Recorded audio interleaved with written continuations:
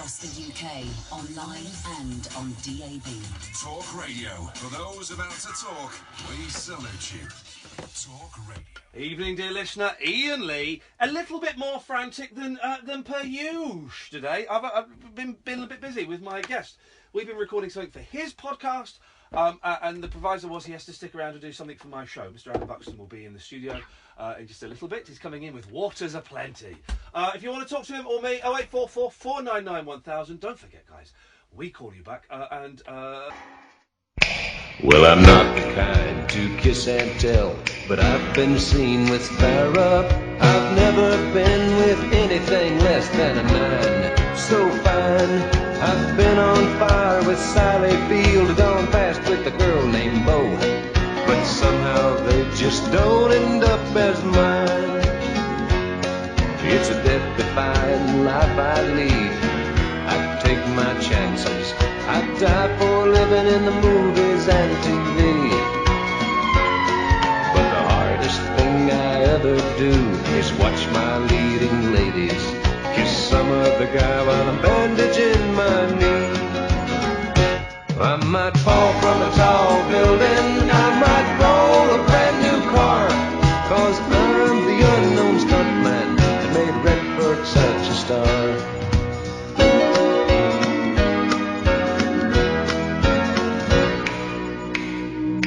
I've never spent much time in school, but I taught ladies plenty. It's true, I hire my body out for pay. Hey, hey, I've gotten burned over Cheryl Teague's, blown up for Raquel Welch. But when I wind up in the hay, it's only hay. Hey, hey, I might jump an open drawbridge or Tarzan from a vine, 'cause I'm the unknown stuntman that makes Eastwood look so fine.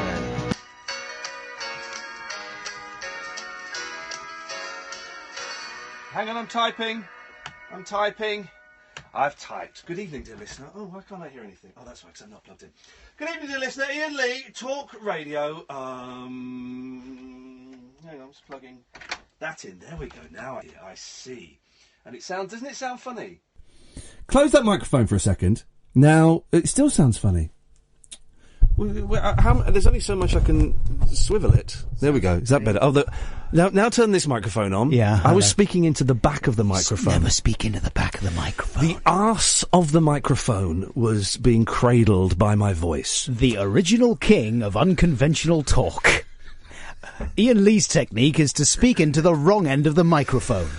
It's Adam Buxton is here. Good evening, Adam. Hey. Can I now? We've just recorded your podcast.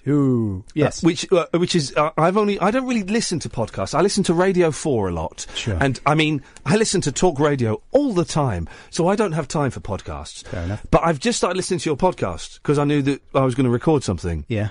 And you're a professional. You thought, I better find out what I'm dealing with here. Well, I do like to check out the stuff that I'm going to work on. Yeah. Because I've done shows where someone's turned up, like TV shows, and someone said, so what is this then? You've not watched it? You've not watched even like 5 minutes or Googled it to find out? They might be the best guests because they don't care. Well, in the case of Evander Holyfield, when he was on the Celebrity Big Brother house... Holyfield. He was... he thought that Big Brother was like a mentorship program where he would be like a big brother to a young guy who was struggling, and he'd teach him boxing techniques so he could go out and beat people up. But your podcast is genuinely brilliant. Thanks, man. That's nice of you. And you do it all yourself?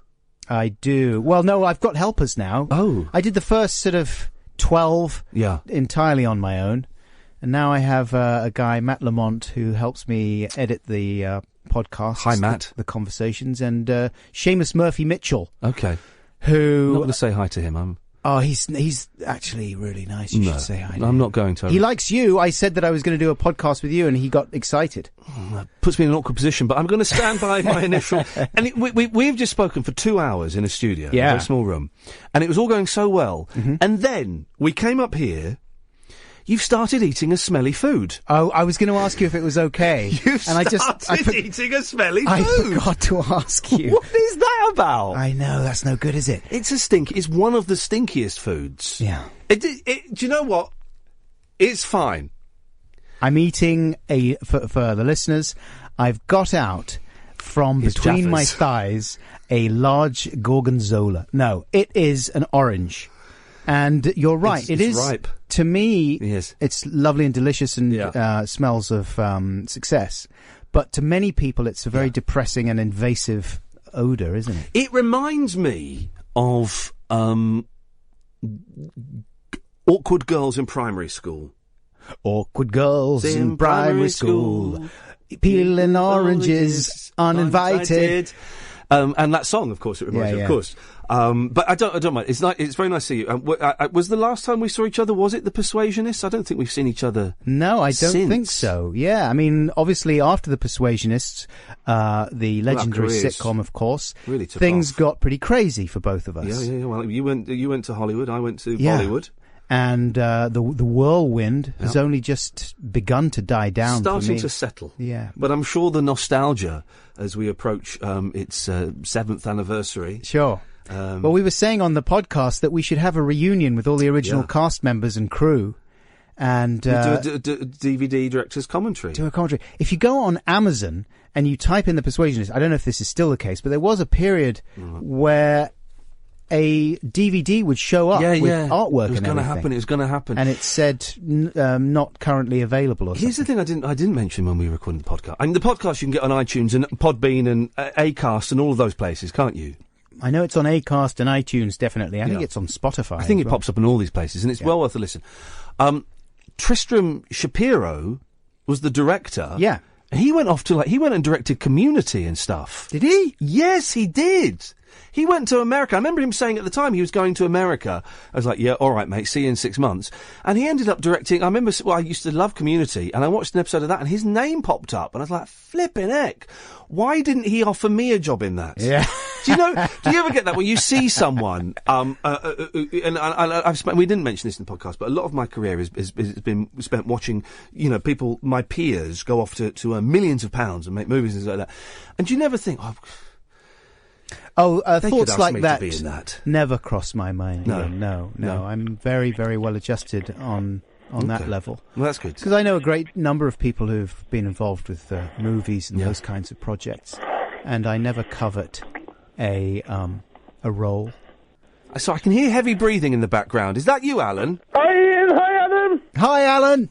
How are you? Yeah, I'm good, man. First of all, love The Fall Guy, because I watched the classic episode of it on my telly. The Fall Guy.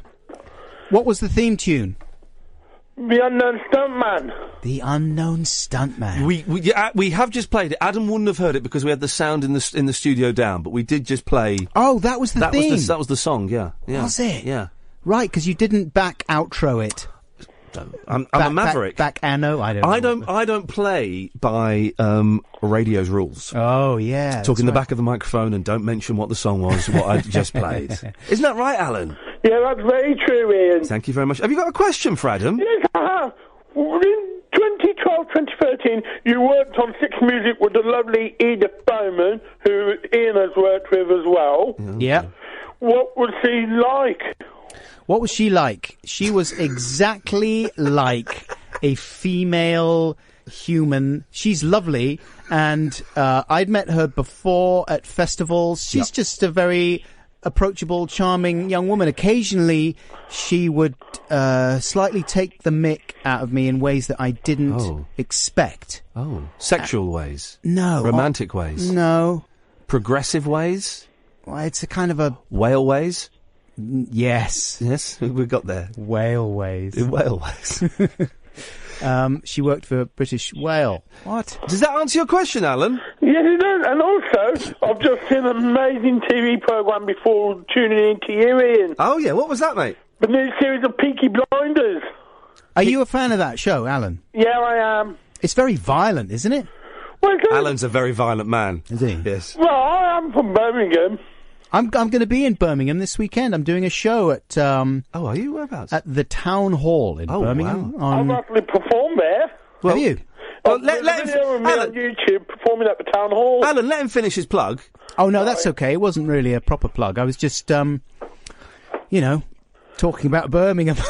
And what did you perform, Alan? What if I were to look for you on YouTube to see you performing? What would I have to type in? Type in Alan Caddick Star Trekking. And what did you perform? I performed Star Trekking dressed up as Scotty. Oh, okay. Oh, well, unfortunately, the computer seems to... What was the event, Alan? It was Birmingham's Best Talent. Oh, good one. How did you do? Did the crowd like you? Well, the crowd was cheering me, but I wasn't actually one of the actual performers who was entered in the competition. I was like a guest performer. Let's find out how well Alan went down. Have you found it? I've found it. The Wi-Fi's a little bit slow this evening because it's being used up by all your... Here we go. That's the wrong video. What do you mean it's the wrong... How, do you know it's not the one with me dressed in a suit. It's the one with me dressed in a red shirt.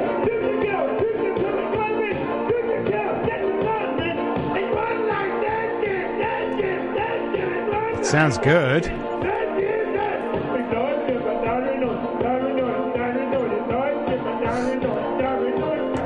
That's like Captain Beefheart doing Star Trekking. I love it. Yeah. Well, I'm well known for it on the karaoke. Yeah. Well, thank you for that, Alan. Thank you. Ta-ta. Cheers, Alan. Nice to meet you. Ed's on the line. Hello, Ed. Oh, good evening, both. I've just got a question for Adam. I was really pleased It's like Swap Shop, isn't it? It's like Swap Shop. We've got a question. You've got a question for Adam?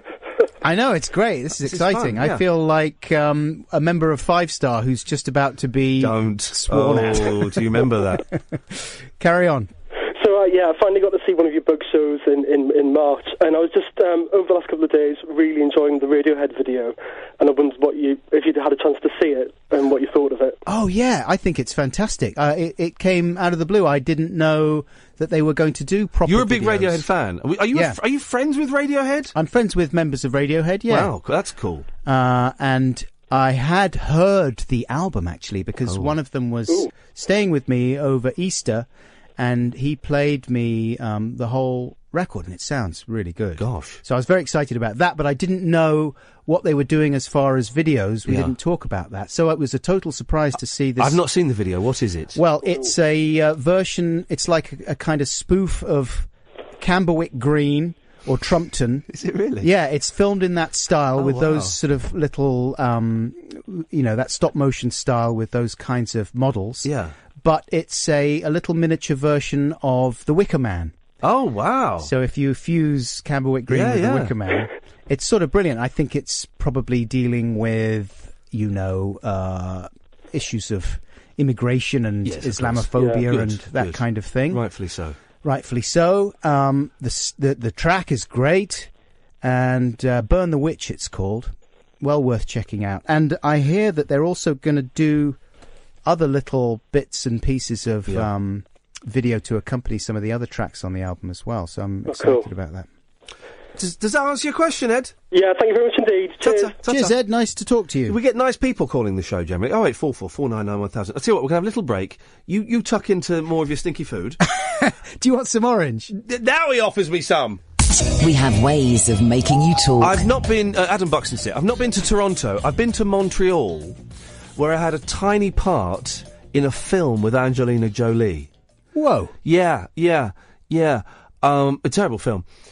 Which one? It was Beyond Borders. Beyond Borders. Beyond Borders. About what happens to bookshops when they close. When there's an infestation of foils. It's about when people go into bookshops, see the book they like, then go on Amazon and go, we'll order it from there. We'll get it sent. What's at the very back of Borders? And did you actually have scenes with Angelina? Yeah. No. I'm not talking with her. Right. But you're in the same the physical camera would space. pan around, and she came up to me afterwards, and I was talking to one of the extras, an old lady, and I could see Angelina Jolie waiting to talk to me, and I was thinking, will you shut up, old woman? Yeah. And then Angelina Jolie turned around, she gave me a kiss on the cheek, and said, I just want to say I think you're doing a great job, I think you're very, very funny. Is this real? This is real! It's not in your fantasy world. No, it actually happened. And Terry Polo was in it as well. Do you remember Terry Polo? No. Yeah, well... Who's Terry Polo? She was, wasn't she she was in a film with, Julie Sandbox. That's... Here we go. Look, this is can you see it? Terry Polo. Terry Polo was someone... There's Clive Owen. I wasn't in the bit with him. Right. There's Terry Polo. Right. I can't see that far away. Come on, man.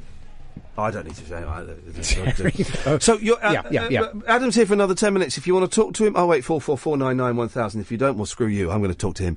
Are you doing live shows? I know you're not really here to plug anything. You're here because you're doing the podcast, and we'll mention that again.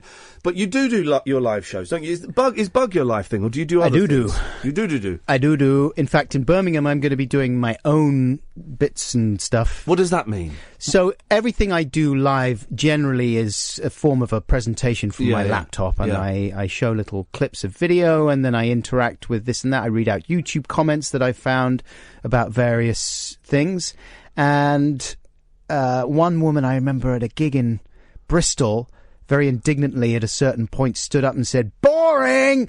And I ignored her because I'm such a pro, and I soldiered on. But then she said very loudly again, "Boring!" Wow. And so I had to deal with it because the audience was saying, like, shut up. And the atmosphere was turning weird. So I said, "Sorry, what you're saying is boring. How do you mean it's boring?" How do you mean it's boring? There's a question. I mean, I wasn't scandalised by the idea that she could think I was boring, but I was curious to know what about it she thought was boring specifically. And she said, "Well, it's just a presentation, isn't it?" Oh. I was like, "Yeah, but what kind of criticism is that?" Would she do that at work, do you think? I think this is the thing, was that she was associating, because I was using my computer, she thought, well, I can get this at work. Yeah. But I don't think she gets such sparklingly original and funny stuff. Well, you mentioned references to bumming in some of your shows. Sometimes I read out crazy YouTube comments that may contain references to bumming. How did that situation end? It ended, I'll tell you exactly how it ended, with her, because the atmosphere was turning bad. The show had already been delayed by about an hour. I double booked myself. Oh, mate. I had a show in London, a bug show in London. Yeah. And then I had a show of my own stuff at the Bristol Comedy Festival. Yeah. And I double booked on myself. The same day? On the same day. London and Bristol? Yeah, like a total jerk, right? Yeah. And luckily the promoters were kind enough to accommodate the situation, and a motorcycle was booked. The performance of the bug show was brought forward, and the performance of the comedy show in Bristol was pushed back, and they booked a motorcycle to take me from London to Bristol. Yeah. I got most of the way there, and then sections of the motorway were closed off. And I've been on those motorcycle cabs. Those guys are they're ex-police officers, most of them, and exactly. They're crazy. Well, mine was an ex-security guard. There you go. He was very nice, but it was terrifying and thrilling at the same time. I could barely walk when I got off the thing, though. My body was vibrating and all tensed up. I get on stage about an hour after I was billed. The audience, by that time, it was about midnight, so they were pretty hammered and probably justifiably irritated by having to wait. But they were really nice, good atmosphere, but then suddenly this lady starts heckling. Boring. And the audience turns on her. Oh, God. And it started to get quite ugly and combative. So I had to say, hey, whoa, come on, let's all be friends. And I said, why don't we just have a hug? And before I'd said anything else, she was up on her feet, running towards the stage, clambered up onto this quite high stage, ran over to me, jumped at me, and wrapped her legs around my waist. Wow. She was inebriated. You didn't enter her or anything, did you? We had full sexual intercourse. Wow, that's And cool. Now I live with her. And I love her, and we've had a child, and that's beautiful. Well, so these things, it turns out hecklers can make the show. Yeah, it works. It worked out well. No, that last part wasn't true. It was actually alarming. Yeah, I mean, she was not a serious physical threat. No. But it was pretty shocking to suddenly... Yeah, that's frightening. And that's an invasion. When you're on the stage, that's someone to invade that space, that's sacred space. That's a weird thing. It was weird. For comedy. Bands, not so much, but for comedy. Yeah. It was a strange night. I say that, but I saw a brilliant clip, Simon and Garfunkel live in Central Park. It's 1981. I think John Lennon was shot in 1980. And it's about 6 months after John Lennon was shot, about half a mile from where he was shot. It's a brilliant clip. And he's singing a song, Paul Simon's singing a song about John Lennon being shot. Mm-hmm. And at that moment, a guy rushes onto the stage and tries to grab him and says, "I've got to talk to you, Paul! I've got to talk to you!" And then he gets pulled off by security. That's a terrifying That's a weird thing. And how did Paul Simon deal with it? Does he sort of back off? And he backs off, and he has a look of sheer terror on his face. Sure. 'Cause, you know, the pop stars were targets then. Sheer terror of his face, and he doesn't miss a beat, and he goes back into the song. It's a remarkable thing. I don't remind you slightly because of your thing. Do you enjoy doing stand-up? Because you or doing these gigs? Yeah. Take back stand-up. Because you came, the Adam and Joe show, that came from you and Joe just messing around with video cameras, didn't it? Yeah, we were absolutely not live performers, and Yeah. we always felt totally outside the whole world of stand-ups and comedy in general, really. We always just thought of ourselves as nerds. We were like YouTubers before YouTube, you know. Yes, I suppose you were, weren't you? You were the Zoella of your day. We were like Zoella with stuffed toys. Yeah, exactly. So do you feel comfortable now doing... Yes, I do. I really like it now because, well, you and I were talking in the podcast we just recorded about finding your voice. Yes. And realising what your strengths are and what your weaknesses are, etc., and getting yourself into a position where you can do what you like doing and what you're good at doing. Yeah. And I do feel like I've got better at doing these boring presentations. And I really enjoy doing them. And It's a good... Because I was telling you I did this live tour, and it was me with a laptop, and it was kind of talking, and I'd say, but here, have a look at this. And it's I think it's a really nice little format, and it's a great way of taking around what is quite a big show, but carrying it around in your bag, isn't it? It's all, you know, it's all portable. Well, someone described it to me the other day after I'm currently doing in various towns this Bowie special. Okay. Where we show a lot of his music videos, and it's the usual Bug sort of thing, but all Bowie based. Yeah. And someone described it afterwards to me as like a live documentary. And it is sort of like that. It's like a interactive... Well, it's not interactive, I suppose, because it's still passive. Follows a set pattern. But I'm providing a live element to it. So, yeah, there's a performance element, but it is very much documentary style in places. You were a big fan of Bowie, weren't you? Yeah, I was very sad when he died, yeah. I was one of those people who were told to man up by Camilla Long. It's weird that, and I used to be one of those people that would go, well, what's everyone crying about Whitney Houston for, or Michael Jackson? Get over it. And then Davy Jones of the Monkees died, and you know I'm a huge Monkees fan. Sure, we've both lost Davy Joneses. Yeah, haven't we just? Yeah. And of course he changed his name to Bowie because of Jones.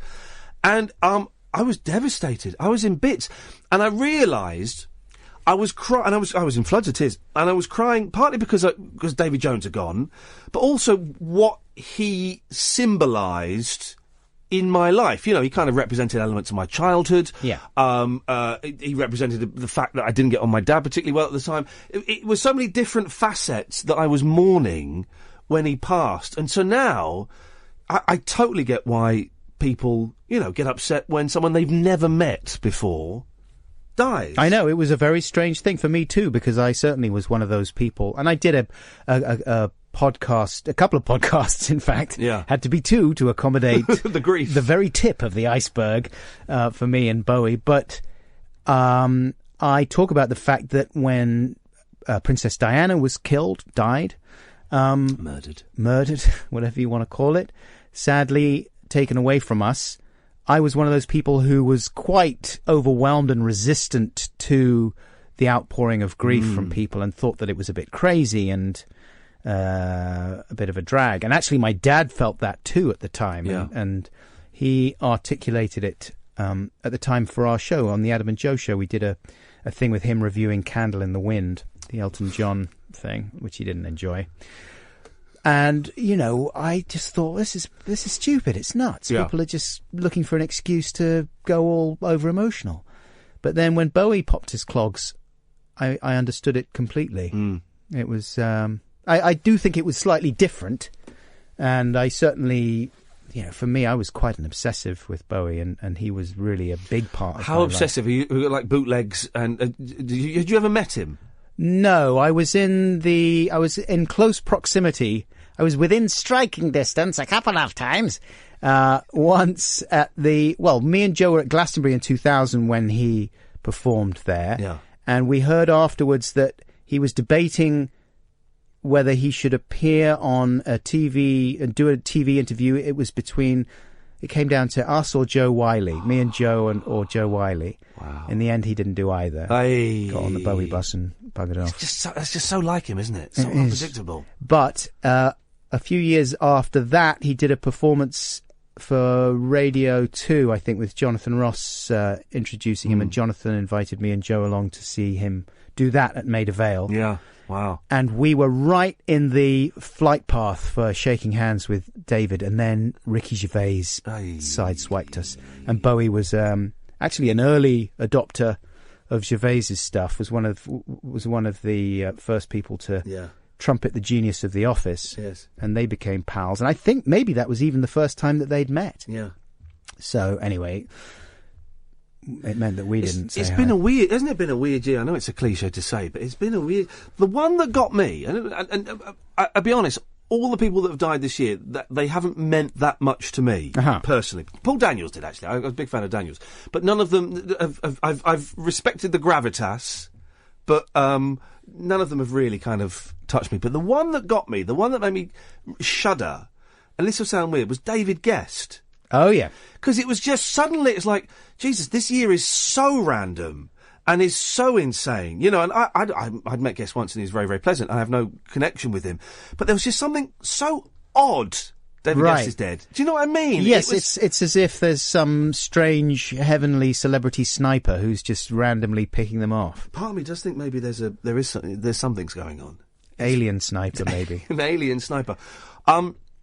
You can go home now. Your work here is done. Oh, mate. The podcast, it's just called the Adam Buxton podcast. It is imaginatively, but it's like it's brilliant. I've downloaded them all on my telephone. Well, the good thing about podcasts as a medium is that you can kind of go and you find the body of work, as it were. Yes. And you can make your own way through it, and you can think, that one looks boring. Yeah.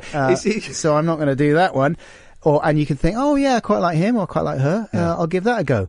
And if you get on well with that, then you can drill down into the rest of it. Into some of the more obscure albums that were released. Yes, and you often find, as I've done with many podcasts, that some of the ones that you never even considered listening to, where you'd never heard of the person or thought the subject matter was beneath interest, they turn out to be some of the best ones, you know, because you get into the host or you get into the podcast, the tone of the thing. Yeah. And then you find the unusual episodes and you really enjoy those. You're an excellent interviewer. Thanks, that's nice of you. No, I don't think it's true, but... No, I do. Having listened... I'm not talking about, our conversation. See what magic you sprinkle on that. Having listened to it, it's brilliant because it's very relaxed. There is no agenda. It's nice to hear it. I tell you what it is. It's nice to hear two people chatting without an agenda, without someone trying to score points or trip someone up or get them somewhere. It's just a chat. Yes, it is. And it depends. Like, a lot of the time I talk to my friends. I talk to Joe Cornish or Louis Theroux or my friend Garth Jennings. Yeah. And those have a very conversational tone. We're not necessarily talking about their career. We're just talking about any old stuff, Yeah. And then there's other people who I don't know so well. I talked to Kathy Burke. Did you not know her? Because I'd met her very briefly a couple of times before then. That's the first one I listened to, and I thought you were like old buddies or something. No, I mean, I'd met her and I knew that I liked her, and she said yes when I asked her if we could do the podcast. So I felt comfortable with her, but I certainly didn't feel sufficiently comfortable that I could just talk about anything. And plus, I was interested to talk about her career. She's done so many fascinating things. She's brilliant. That was a brilliant one. Yeah, she was really interesting. I want to get her on this show, but I'm scared to ask her. Well, this is the thing. I'm scared to ask people because I don't want them to feel that they've got to say yes. Yeah.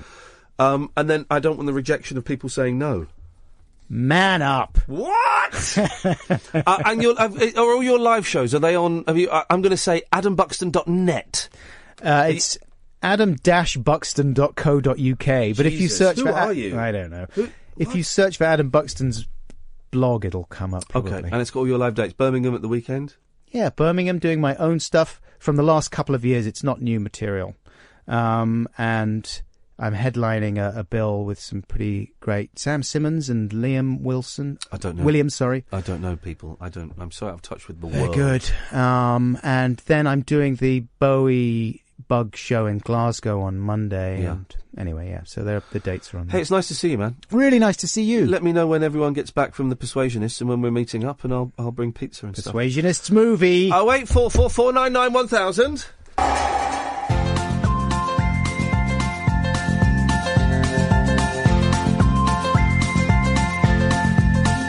There's a voice that keeps on calling me.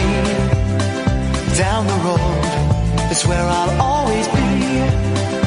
Every stop I make a new friend.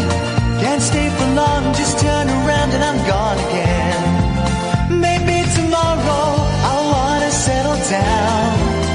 Until tomorrow I'll just keep moving on. Down this road that never seems to end. When new adventure lies just around the bend. So if you wanna join me for a while, just grab your hat, come travel light, that's hobo style. Maybe tomorrow I'll wanna settle down. Until tomorrow, the whole world is my home. So if you wanna join me for a while, just grab your hat, come travel light, that's hobo style. Maybe tomorrow I'll wanna settle down. Until tomorrow I'll just keep moving on.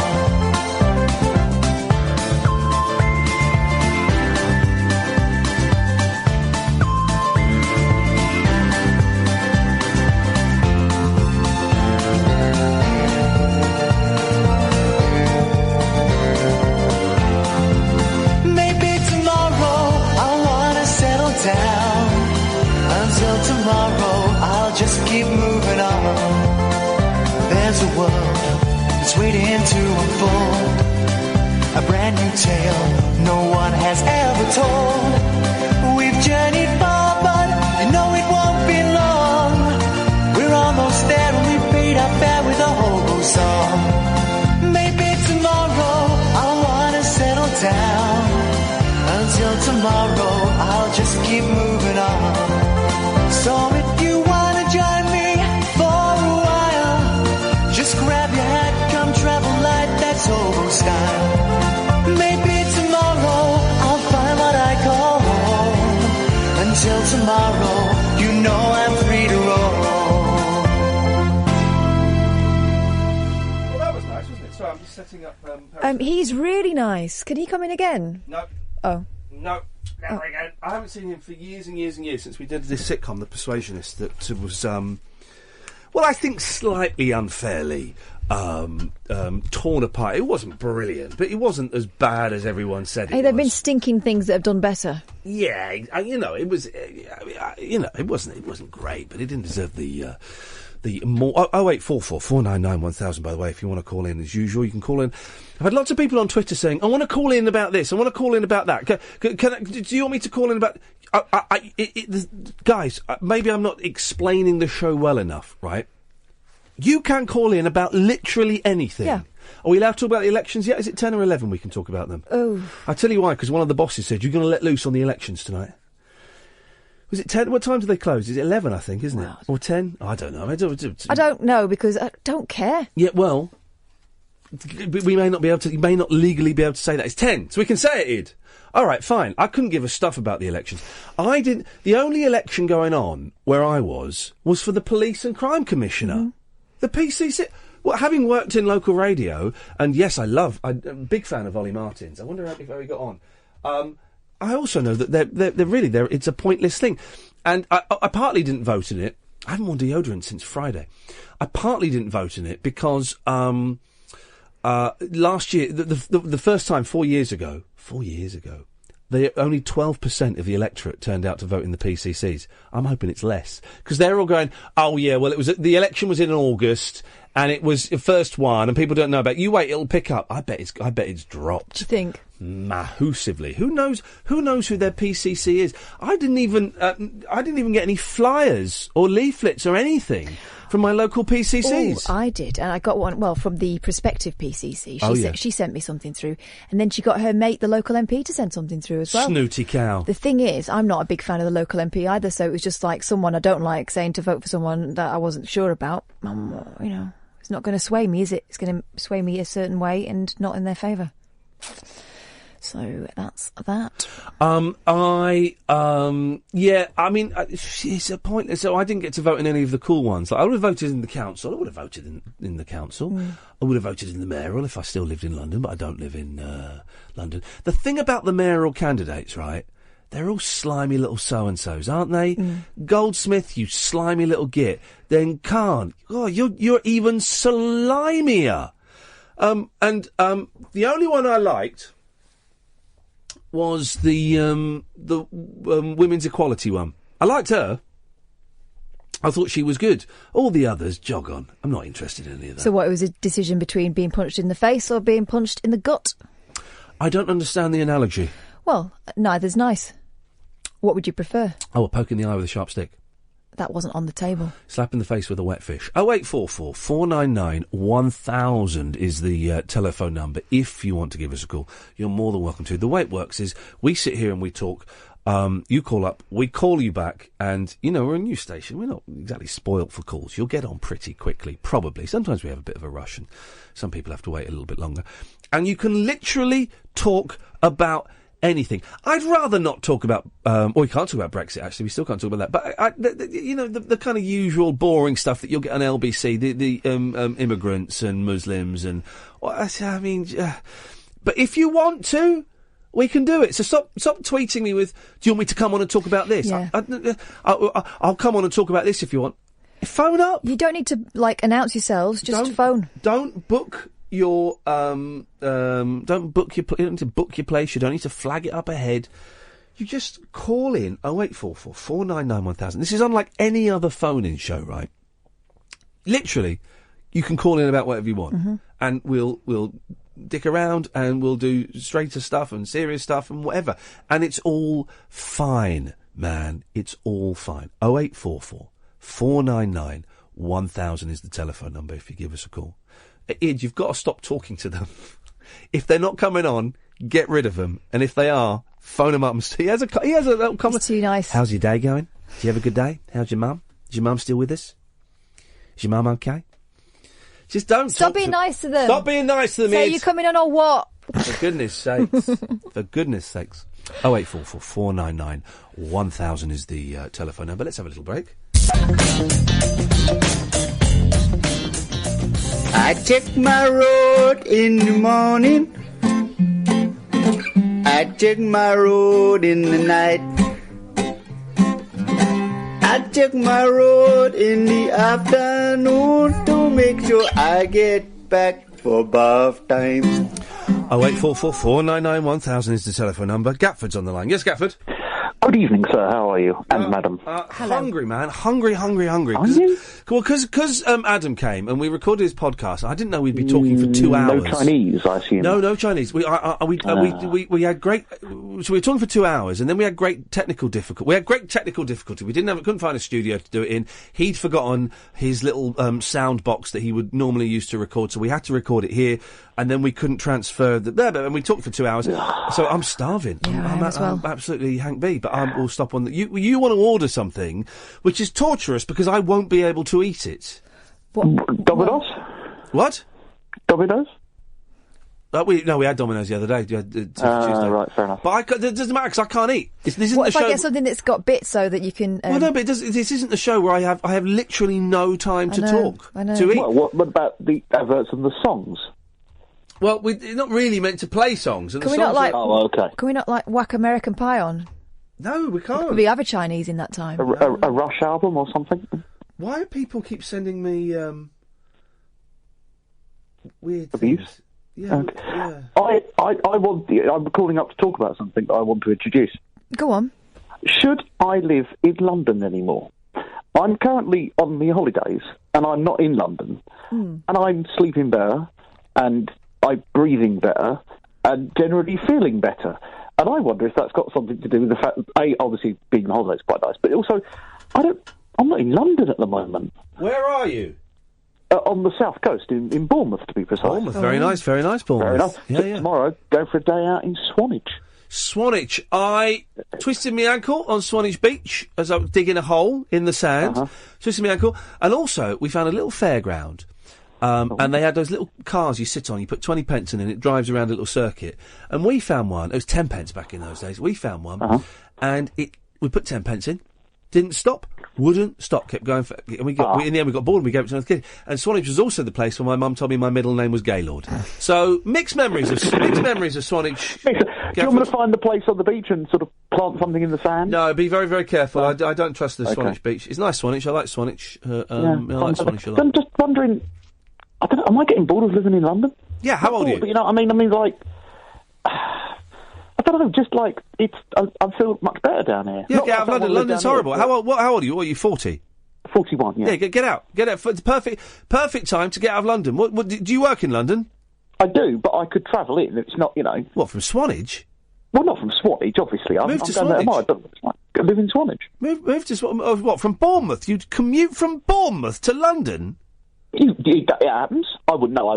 I'd probably live in something like Kent, because I'm on that side. Get out of London. Do you own or rent? Rent. Oh. So I can't. We cashed that. We were owning. We cashed in our chips. We moved out and bought big. Sold small, bought big. That's what we did. And, get out of London. I moved out of London 3 years ago. Best thing I ever did. Well, not the best thing I ever did, but it's up there. But I'm just in the top wondering, 20. like, as well, there was a report today that said that a report in the paper, I read, about the quality of your life living in big towns. Oh, yeah? Yeah. Because one of the things I've been doing whilst I'm on holiday, because I'm more relaxed, is reading newspapers, which is great. Now, why are you reading newspapers? But that's going to get your ag up, isn't it? We all know. No, well, I've avoided. Well, I'm only reading the Guardian. Newspapers are on the way out. I do worry that talk radio is the new day of but broadcasting. That was so going to fail. That, I mean, come on, did you read it? No, and it's in the office. We have it in the office, and I never read it. Couldn't be bothered to pick it up and have a look at it. It's the same as the Metro, and it's not free. So it was always going to fail. Anyway, some people you've up 0844 499 1000. I've just got a feeling tonight we're not going to get many calls, and that's fine. I'll sit here and talk. You're getting trolled on Twitter. Yeah, no, am I really? London is bored of Gatford. Oh well, I'm getting trolled on Periscope. I don't care. Is someone being rude about you on Periscope? Yeah, I don't care. No, tell me their name and I'll block them, mate. No, they're only saying I can talk for England and things like that. Thank goodness you can, because they're not phoning up those lazy articles. It was nobody being particularly rude. If they're rude, Gatford, seriously, because I'm not mate. He's ready. You're ready for him, aren't you? Send me their usernames on there and I'll block them. Easy peasy. I'm happy to do that. Thank you. My sister in New Zealand is saying correction. She's correcting my story about the car in Swanage that you put 10 pence in it. Correction. My sister says my little car stopped after 5 minutes. I then had to watch you drive around for another 40 minutes. It's true. I'm sure I let you. Shut up, Joe. I let you have a go. Shut up, Joe. I let you have a go. I said, shut up, Joe. I let you have a go. I let her have a go, and then we gave it to another family because we had to go and look at Corfe Castle. Is that any good? Yeah, it's old. No, not really. It's just stones. It's one of those castles. It's one of those castles. It's the castle, I believe, that's in Nuts in May. Have you seen Nuts in May? No. Kath. I'll order the DVD. You've never seen Nuts in May? No, what's it about? Oh, mate, it's the sequel to Abigail's Party. All right. Keith, come and look at these interesting fossils I found, Keith. It is... It's Mike Lee's best film by a country mile. It is just Keith. Is it a comedy? Oh, mate, it's a joy. Everybody. This is, if you take nothing away from me, right? Nuts in May. Let me have a look, see what it is on Amazon, because you've got to... By the way, nice denim jacket, Kath. Thanks, it's really cold in here. He likes to have the heating right down. Yeah. Thank you, though. I appreciate it. I like to have the heating right down. Gatford, thanks for calling. A pleasure. You've never seen Nuts in May? No. Oh. I've seen Abigail's Party. Oh, did you like it? Yeah. Right, it's that, but outside. It's it's that, but outside. Yeah, it's what's her name? His wife. Who? What's her name? Alison Steadman. It's Alison Steadman, but there's an American version of Nuts in May with 3 extra minutes. But it would be awful. What, the 3 extra minutes? No, the American version. No, it's the same. It's the same. It's the same. Look, there's a whole box of Mike Leigh. I might buy the box set. Nuts in Maze in it. Right, I'll buy the box set and you can borrow it. We'll have that. We will have that. Mike Lee at the BBC. Bish bash bosh. I might have it on DVD already. Well, don't be hasty. You'd have to buy it now. You're right. Back away from the purchase, Rory. Back away from the purchase. Hey, Ian, how are you? I'm hungry, Rory. And if I'm honest, I'm tired, because I did. It was lovely to see Adam. I've not seen Adam for years. I don't know him particularly well, but we did speak for 2 hours. That was a lot of chat. And, so this is going to be 5 hours of chat. Yeah, alright. I'm not in the desert and I'm not building walls or anything, but still, guys, 5 hours of pure chat is a lot. It's a chat-a-thon. It's a chat-a-thon. The Chattanooga Choo-Choo. I'm alright, Rory. What you got for us, boss? Well, it was something to do with what you said to Adam. You said that you don't like listening to podcasts. Well, you do like listening to podcasts, but you don't get time to listen to podcasts. Well, no, I don't. I tend not to listen to podcasts, and I'm going to change that because I've been inspired by Adam's. I've listened to Adam's. It's nice on the drive home. If the two mics aren't on, there's nothing else on the radio that I like listening to, so I listen to been listening to Adam's podcast, and I'm going to check out a few more. The Mark Maron is the name I keep hearing mentioned. I might check him out. Apparently he's quite good. And This American Life, I've been told, is quite good. I might check out. I listen to you, and I listen to Nick Abbott, and I listen to Kermode, and that's all. But the rest, my problem with podcasts is that they end, and they just end, and they don't go on like the radio. You know, like the radio just goes on and on and on, and it's always there. And you turn on the radio, and it's you, or it's some BBC, or it's something, but it's always on, you know. And that's why I don't like podcasts. The reason I don't like podcasts, when I listen to a Monkeys podcast, Zilch, there's just too much choice. There's too much choice, and I'm overwhelmed by it, and I just don't know where to go. So I just bury my head in the sand and ignore it. And I get lots of people, and I really appreciate it. I don't click on links, guys. I get so many people sending me links of like YouTube and stuff like that. I don't click on them. And then I get people saying, Ian, would you listen to my podcast? And I tend not to, because if I did, I would feel obliged to listen to all of the podcasts I get sent, and I haven't got the time. And when I did listen to some a couple of years ago, they were rubbish. And then what do you say? Well, if you don't say anything, they're going to know you thought. Could you listen to the podcast and give us your thoughts on it? Well, I don't. Do you want my? Do you really want my thoughts, or do you want me to say, yeah, I enjoyed that? That's what you want. You don't want me to say, I thought it was a little bit ropey. So, so don't ask. Yeah. So anyway, here we go. Hang on. Is she going to sing here? I'm trying to find a clip of Nuts in May. It's such a good film. Have you seen Nuts in May, Rory? No, but the last time I was on with you, we were talking about Mike Lee films, weren't we? I think you asked me about that, about some people having sex with a tree, wasn't it? Or here's a clip. Hang on, here's a clip from Nuts in May. You always tell me. Hang on, I mean, this is just such a joy. Whack this up, because this is quite low, Ed. Here we go. Listen to this. Keith.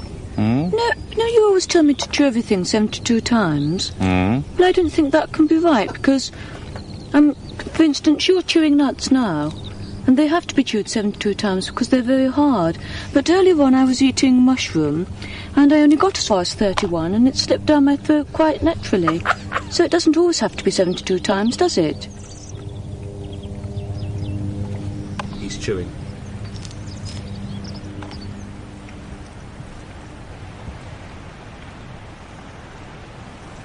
He's still chewing.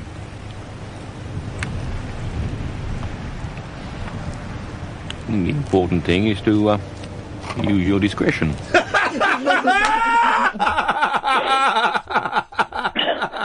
Oh, it's such a good film. If I watch that, I'm going to end up talking like her for at least a day. I want to find the song where she sings a song about a zoo. Rory, did we get to your point? Sorry, I'm a little bit like I'm giddy this evening. I'm giddy.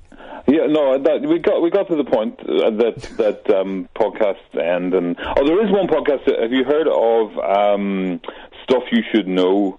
It's these two American guys, and what they do is they research a topic, and such as combustion engines or alcoholism or paranoia or reverse psychology, and they don't know anything about the topic, and then they'll discuss it for half an hour, and they're coming to it fresh, and they tell you what they've learned about it. It's quite good. Well, Rory, thank you, Rory. If that were on Radio 4, I'd listen to it. But because I've got to go to my computer and put it on your iPod. It's just although I've been listening to Adam on my phone. It's the first time I've used my phone for music or pleasure. Anyway, 0844 499 1000. It's going to be one of those shows tonight. Talk Radio. Okie dokie. 0844 499 1000 is the telephone number. What have we spoken about so far? Well, Adam Buxton, podcasts, and Nuts in May. That's not a bad first hour of the show. Again, the show is kind of guided by you guys.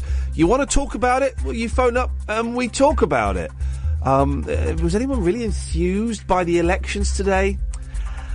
I don't think so. Across the UK, online and on DAB.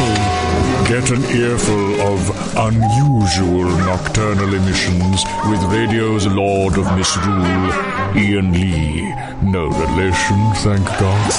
Unfiltered Night Talk with the original king of unconventional conversation. Late night Iain Lee on Talk Radio. We have ways of making you talk. 0844 499 1000. And it's just dawned on me that I've not looked in the paper. Normally, what I do before the show is I'll look in the papers and I will jot down like 15 things that grab my attention. So if it goes quiet at any point, I can go, well, there was a story here on page 22 of The Sun. And I didn't do that tonight. I'm all discombobulated tonight. I got into work really, really early. I don't know why. I just did. I know why, because I wanted to come in and work. I've got a live CD coming out, guys. There's a live CD coming out, and I was just working on, naming all the tracks and stuff. It's coming soon, okay? Not like me singing live, that would be stupid. But the live show I did last year. I might do some more Iain Lee versus radio. I want to do one in London, and then I'm thinking of maybe doing another live show. Then I'm thinking of doing another live show, and I've kind of got a couple of ideas of what it might be. But I don't know. If any comedy clubs want to book me to do my Iain Lee versus radio, get in touch, guys. Ian at IainLee.com. Why the hell not sell yourself? So, basically, what I'm saying is, for tonight's show, I'm woefully underprepared. And what makes that so awkward is the fact that no one seems to want to call in. And what makes that even more awkward is I've lost. I'm a little bit worried about this. I'm really hoping it's at home. Otherwise, I'm in trouble. I've lost my hard drive with all my music on, which is very, very worrying. So I haven't got. I don't think. Hang on, let me just say. I don't think they're on this computer without the hard drive, and I don't know where the hard drive is. Let's try. Nope, not there. You see. Let's try. Nope, not there. You see? Do you see? Let's try. Nope, not there. So I've got nothing for the show. Literally nothing for the show. But do you know what? What other radio show would expect to get 2 hours, another 2 hours? We've had an hour so far with no content. A whole 3 hours out of absolutely nothing whatsoever. Huh? Now, there may be a reason. There may be a reason that people don't tend to do that. That's what's happening today. 0844 499 1000 if you want to call in. I tell you one thing that did disappoint me. We're based in London, okay? We're based in South London, in Waterloo. And it was a very nice day. So Kath and I, we had our production meeting. We went for a walk along the South Bank. And it was really busy. Is that because the trains were all knackered? I think the trains in South London today have been all knackered. So it's really busy. It was like there's like a party going on or something. It was weird, man.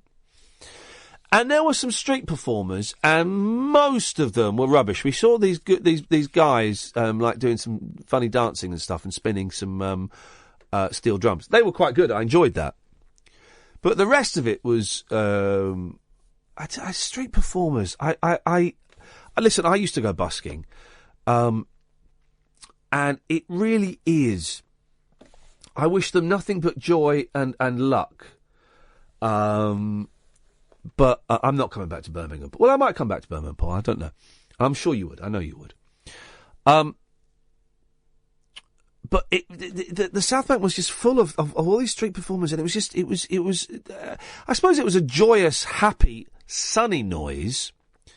But I just kind of wished everyone would just shut up a little bit, you know. And there was one guy, you know, I said a couple of weeks ago, the way to have a hit record, 0844 499 1000, the way to have a hit record is to take a song from about 10 years ago and do a really slow version of it. Well, there was a guy singing who, I don't know if he'd heard that suggestion, but he certainly could. I tell you what, Russ, he would have, if he'd have let me manage him, I could have given him a hit record. All he had to do was, it was so miserable. If he'd have sung... that, sorry? Who was that? Some busker I saw on the South Bank. If he'd have sung Girlfriend by the Pussycat Dolls, like, slowed down, he could have had a hit record with that. Do you know that song? Yeah, well, I think I do, yeah. Pussycat Dolls. Yeah, but slow it down. So, don't you wish your girlfriend was hot like me? Don't ya? Oh, like a bit of a swing style. Yeah, well, yeah, or even slower. And I tell you what, here we go. I am expanding my listening pleasures, right? Partly because of Adam's podcast has made me realise there is more out there than Talk Radio and Radio 4, which is all I listen to. LBC a little bit. I've started listening to, and you shouldn't mention other radio stations, Heart. Not Heart. Stop. Delete. Not Heart. They're rubbish. Kiss. Not my cup of tea. No, it's not my cup of tea. But do you know what, Russ? There's something about driving through central London with the hot sunshine, the window down, and then blasting out some dance music.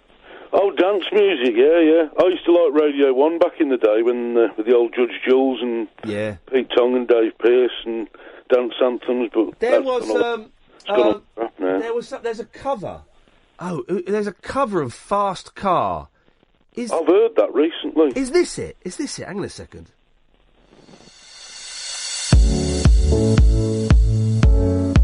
Now, I hate Fast Car. I dislike Fast Car and Tracy Chapman. I thought this was a girl. It's a bloke. I love this. Here we go. Fast car. I wanna take it to anywhere. Maybe we'll make a deal. Maybe it is a girl singing. I get confused with pop groups these days as to what's a boy and a girl. But they're playing this all the time on Kiss. I was loving that. I've got to agree. I do prefer that version than the original. The Tracy Chapman album. I used to go out with a girl who had that album, and boy, oh boy, it's really. I'm going to be honest, right? It's really hard to make out with a girl when you're listening to an album about that contains several songs about spousal abuse. It's just. It just doesn't do it for me, Russ. No. I'll tell you, there's a song like that, you know, and it was only recently that I clicked on because I never really listened to the lyrics. Susan Vega. What's that song? Oh, it's about child abuse. Is it child abuse? I think it's about child abuse. It's about some kind of abuse, and I was listening to it, and I'd never really took any notice of the lyrics. Yeah, you have got to be so careful with lyrics these days, because they mislead. What they do is they write a miserable song about a serious issue and they wrap it up in pop. Yeah, very confusing. You've got folk dancing away to it. That's not fair. Do you like this, Kath? Do you like this song? Do you not? Yeah. I love this. I don't. I don't. Hang on, Kath. Fast or slow? It's a no. No, but listen. No, but it's on that CD I bought for the kids. You keep listening to it. To it. It'll get in your brain. There are some good stuff on Kiss. There was another good song. I don't know. It was a girl singing about a boy. It's good. I've got into one of the Jonas Brothers recently. He's on my new CD that I bought for the girls. One of the Jonas I think Brothers. it's Joe Jonas. He sings one called Jealous. That's a good song. Poor man's Hanson. Yeah. Now there's a good band. Yeah. Hanson, they're a great band. They might be now, but I wouldn't have said so back in the day. Oh, mate. Can we get Hanson on the show? Yeah, probably. Get Hanson on the show. I flip it, and there's no sarcasm or anything in it. I flipping love Hanson. Let me try and find. I'm having to do this all on YouTube, and I can't remember. Didn't we get him on before? We had them on Three Counties. Yeah. Yeah, and I had them on Absolute. I love them. They're brilliant. You say, all right, guys, there's a guitar. Can you give us a song? Oh, they're 3-part harmonies. What's the song I'm trying to think of? Oh, God. You talk to Ross while I try and find this song. So, Ross, you like 60s stuff, don't you? I like pretty much anything apart from country and western. But I've got to say, my CD came today that Ian recommended. Oh, yeah? Oh, man. I was out in the garden, because I hadn't got a stereo in the garage. So I wound my windows down on my van, put that on, full whack, in the garden, did a bit of pottering around, it's beautiful in the sunshine. Which one was it? Nuggets. It's called the Nuggets. Oh, yeah, Nuggets. It's brilliant. I've got flowers in my hair and everything. Yeah, you know. it's like all these obscure, sort of psychedelic and sort of bluesy rock songs that never quite made it from these obscure bands. It's a good stuff on there, man. I was thinking, brilliant. I'm so glad you just mentioned that to me, because I'd never heard of that compilation. No, it's a classic. I'm glad you found it. I'm gonna find the name of this. There's a flipping brilliant. I've seen them live twice. I can tell you exactly how many times I've seen them. And I'm trying to find. Yeah, what was that song? It's quite a new one of theirs that you liked. Oh, it's brilliant. Is it this one from? Hang on, bear with me. Oh yeah. Oh right. Listen to this. Right. Listen to this. And this is just. Is it this one? It's the one where they're outside and then they go inside. Here we go. Oh yeah. Listen to this. This is Hanson, right? Bop, yeah.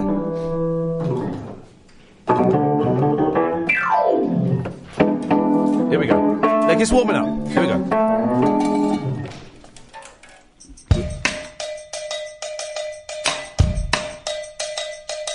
Well, I gave you love, you know it.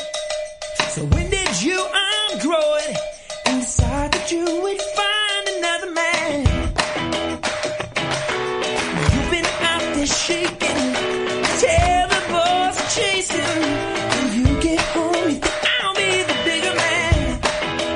Hey, well, I've been thinking about something. I've been thinking about something other than you. I know your reputation. Come on, Ross, yeah? Ross, you digging it? Yeah. It's Hanson! It's flipping Hanson! Well, I've run out of patience for this tricky situation. You won't find me crying that we're through. I've been thinking about something. I've been thinking about something other than you. And that's not the song I'm thinking of. There's another... Shut up. There's another song, and I can't think what the other song was. But I love a little bit of Hanson. It's mate, I'm surprised. Yeah, exactly. You see, and this is the thing, right? I don't know if it's this one. This is the thing, right? The only band I can't be bothered with are Coldplay. Everyone else, I'll give them Coldplay and reggae. They're the only. Oh. Well, I've got to be honest. I know they're a bit samey, the songs, but I do like a bit of Coldplay. And I definitely like the old reggae. Ian, here's a cracker for you. Go on. Check out a song, right? It's there's no swearing in it or anything like that. It's by an artist, reggae artist. He's a Londoner. He died a few years back. Called Levi Roots? No, Smiley Culture. Oh, Smiley Culture. I remember Smiley Culture. Police officer. Oh God, I remember having some times listening to that. Steady on, steady A. This is the song I played you the wrong song. Listen to this. Listen to this. This is Hanson, right? Let's get. There's a bit of action at the start of the video. Here we go. This is flipping brilliant. I'm having a Hanson weekend at my house.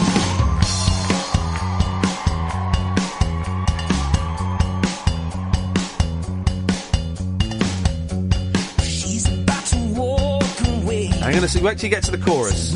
Gonna make her wanna stay. Down the street, she morning sun. Here we go, it's building up. They're teasing us. It's gonna go up. We're gonna go up now, here we go, ready? Tension. Girl, I think deserves the best. Oh yeah. So you've got to show her that you're not like all the rest. It's about time that you put your cards back on the table. It's about time that you show how you really get able. It's about time that you get the girl back on the side. Come on, man, huh? What a song! It's all right. Yeah, that's all right. Russ, listen, I've got to go for a break, but keep listening because I'm going to tell you a brilliant story about Hanson in a second. Evening, dear listener. Tonight's show, there's no real agenda, to be honest. It's even. I just think, what day is it? Is it Thursday? Yeah, it's Thursday today. It's Thursday. It's been a hot day. It's been a weird day because it's been so hot, and you might have had your day scuppered by the trains being ruined. It's a weird day because I'm guessing some of you went out to vote in whatever elections you were voting in, whether it was the London Mayor or your PCC. The PCCs, really? Who gives a stuff about local council? And they're always weird days. I enjoy voting. I enjoy the ritual of trying to find my polling card and then going down and go. I love it. I just couldn't be bothered today because I was only voting on the PCCs. I couldn't give a stuff, to be honest, about that. Really. So it's what are we doing tonight? It's just and you don't. A lot of you don't want to call in tonight, and that's groovy, man. That's fine. So it's just kind of a laid back sort of Thursday night, warm show. Is it still warm out? I don't know where you are, if you're listening in bed or if you're in the car. Is it still warm out? Is it too warm to be comfortable in bed? Maybe? I don't know. If you want to join in, I mean, what have we spoken about so far? Well, we had Adam Buxton for the first half hour. We've spoken about Hanson. Spoken about nuggets. Spoken about podcasts. You know, the usual kind of random shiz. You can call in about anything you want. And I can't stress that enough. I've had so many people... and by the way, I'm just muting people on Twitter. My relationship with Twitter is fraught. I think Twitter and I need to either go and see marriage counselling or split, right? Because I've just had enough of it. I've had enough of people calling me an arsehole, basically, on my telephone. You know, basically sending me messages to my pocket, saying all horrible stuff. But I can't be bothered. People calling me a racist and all. So, I'm muting. I am muting without mercy. And I've muted about half a dozen people today. And don't be, the people now being paranoid. Did he mute me? He's not replied to me. And I'm not replying to anybody. I've unfollowed everyone. I'm not replying. Adam was, you may hear in his podcast, him just telling me to walk away from Twitter. I've deleted it from my phone. I'm not replying to anyone. I'll put up links for the show, and when the live CD comes out and stuff like that, I'll do that. But as a form of engagement, I'm not going to do it for the moment. I mean, it might change. It might change by the end of the show. But I'm just thinking, for the moment, as a form of engagement, I'm probably not going to do it. You can always go to facebook.com/Iain Lee. But yeah, loads of people on Twitter. Do you want me to come on the show and talk about this? When would you like me to come on the show and talk about this? If you want to come on the show and talk about that, beautiful. If you don't want to come on the show and talk about the thing that you're asking me if you want me to come, it's all fine, man. It's all fine. I can happily sit here for 3 hours and just let my, what do they call it? A brain fart. Just let all of, still a bit bunged up. Did you hear that? And just let all of, my thoughts come out of my mouth hole. Or you want to phone in about me being a racist? You phone in about it, man. You want to phone in about the elections? Fine. You want to phone in about George Galloway? Fine. Phone in, man. It's all groovy. Really is. 0844 499 1000. 0844 499 1000 is the phone number. For the first 2 hours of the show, we call you back, all right? And that's what Hannah did. Evening, Hannah. Hi, how you doing? I'm still a little bit bunged up. Do you mind? Would it be rude if I blew my nose? No. All right, excuse me. Go ahead. There we go. Just you know that last sort of 3-4 days of a cold when it just I feel fine, but I'm just a bit bunged up and it just won't let go of me. Just won't let go of me. I've got that. Everyone's got it. Not everyone. Yeah, it's all going around, yeah. It is going around, and loads of people have had loads of people, including Dan's mentioned it on Twitter, and loads of people have had the ear infection thing. I don't know if mine was an ear infection, but the, you know, where you're bunged up in the ear and you can't hear anything. Yeah, it's not nice. No, it's not nice at all. Anyway, what are you calling for, Hannah? The Hanson thing, you have to get them on. We do, don't we? Yeah, I'm a massive fan of theirs. The thing about Hanson, right?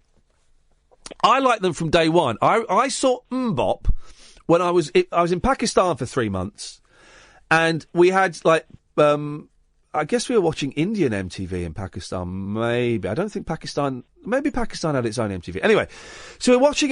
We'd get Top of the Pops 3 weeks later or a month later, and we had their MTV, which was a little bit behind. So and also. This is the thing, Hannah, right? I was seeing all of these videos on MTV without my friends telling me what they thought about it, without reading in newspapers or magazines what I was supposed to think about it. So I was just getting all of this stuff, all of these videos, and just taking them on face value. And the Hanson video for Mbop, I remember thinking, whoa, she's going to be hot when she... when she, turns 16, because I thought she was like cute 15-year-old kid. Of course, it was a boy. It was a young lad. But I remember, I'm a fan of pop, and I heard Mbop, and I thought, man, this has got to be the greatest pop song of the 20th century. It's brilliant. Yeah. And I went and saw them. I'll never forget my first day of filming for the 11 o'clock show, and my girlfriend at the time had bought me tickets to see Hanson at Wembley Arena. And I went down there in my big suit that I used to wear, and we were like, we had quite good seats, and we were just surrounded by screaming kids, and I loved them from day one. I'm a huge Hanson fan. Yeah, they came around about 96, 97, wasn't it, roughly? Something like that, yeah. Yeah. I've not been fortunate to see them, but I really would love to see them. Oh, mate, they played somewhere in London about 4 or 5 years ago, and they did I think they had 6 albums out, or 7, and they did that thing that was quite trendy for a while, to play an album each night. Yeah. And they were great. And you know about the Hanson at My Wedding guys, don't you? Yeah. This is right. For those who don't know, it was these guys, I can't remember his names, James and someone else, I can't remember. Let's say he was called James. Really, really nice blokes. And James was getting married, and he had made it his mission to get Hanson to play at his wedding, and he didn't tell his fiancée he was doing this. And so every day he would record a video asking Hanson to come and play at his wedding. But he would do it like, it would be really funny. And Bishop and Douche, are those the guys' names? And they would send like all these every day. And I got in touch with them, or they got in touch with me about 100 days into it. And they said, look, we want to do this. And I interviewed Hanson. I said, look, are you aware about the Hanson at my wedding, guys? And they said, yeah, we are. We don't know how to play it. Is the guy having a laugh at our expense? I said, no. Listen, I've spoken to him. I know he's genuine. My suggestion, and I brokered this deal, my suggestion, Hanson, is you do it, you look really cool. At the very least, you've got to give him something, film a video or something. And in the end, they didn't play at his wedding, but what they did, they filmed a video and they basically paid for the couple's honeymoon in Jamaica. Oh, they did do something. Yeah. Oh, they paid for that honeymoon in Jamaica, where Hanson were playing at a festival. So they had a 2 weeks, I think, in Jamaica. They got to go and see Hanson in concert, and they got to meet them afterwards. What nice blokes! Oh, brilliant! So I will always love Hanson for that. We'll get them on the show, Hannah. They're on the list, definitely. Oh, yeah, let me know if they do come on. I want to speak to them. I'll make sure I do, Hannah. All right, nice one. Thank you. Thank you, mate. Ta-ta. 0844 499 1000. The guests we have on, some of you have said, what strange guests you've got. We're only getting on people that I absolutely love, that I really, really like. Adam, I'm a huge fan of. Everybody we've had on, I'm a huge fan of, and I love them. I just think it just makes for a more interesting interview. We get offered all the people. Oh, such and such has got a book coming out. Do you want them? No. Such and such is doing a tour. No, not bothered at all. And it just makes for a more relaxed, interesting chat, I think, if you've got someone on that you've got a connection with. So that's what we're aiming to do. We may have to bend that rule from time to time. We'll see how it goes. But and we may get guests on. We may take a punt on a few guests from time to time. But that's kind of the way it works. And Prod knows. Danny Baker's coming on soon. Danny Baker, Charlie Brooker, Mickey Dolenz. I think they're all confirmed. I think Noddy Holder's coming on at some point. So, yeah, if they ever pull their fingers out. 0844 499 1000. Sam, John, stay there. Come to you after this. Can we, Id, can you get that trail up again for Eamon's show? Yep, can you get it up and play it? Because there's something really weird in that trail. Yeah, have a listen. It's dragging it around the computer system. Here we go. She's the TV star, author and agony aunt, who's a much-loved loose woman. Yep. She's lived her life in the spotlight after hitting singing success with her sisters at only 9 years of age. She's Colleen Nolan. Right, stop the clock. Colleen Nolan. Now, I know where they would have got that from, because Eamon's Irish, right? And Colleen's Irish. And Eamon, I can imagine, I love Eamon Holmes. What a nice gentleman. But imagine him saying, "So, Colleen."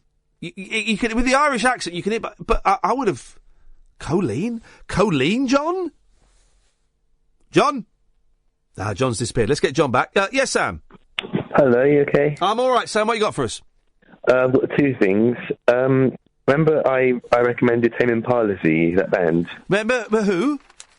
Tame Impala. Oh, yeah, the Australian psychedelic band. That's the one.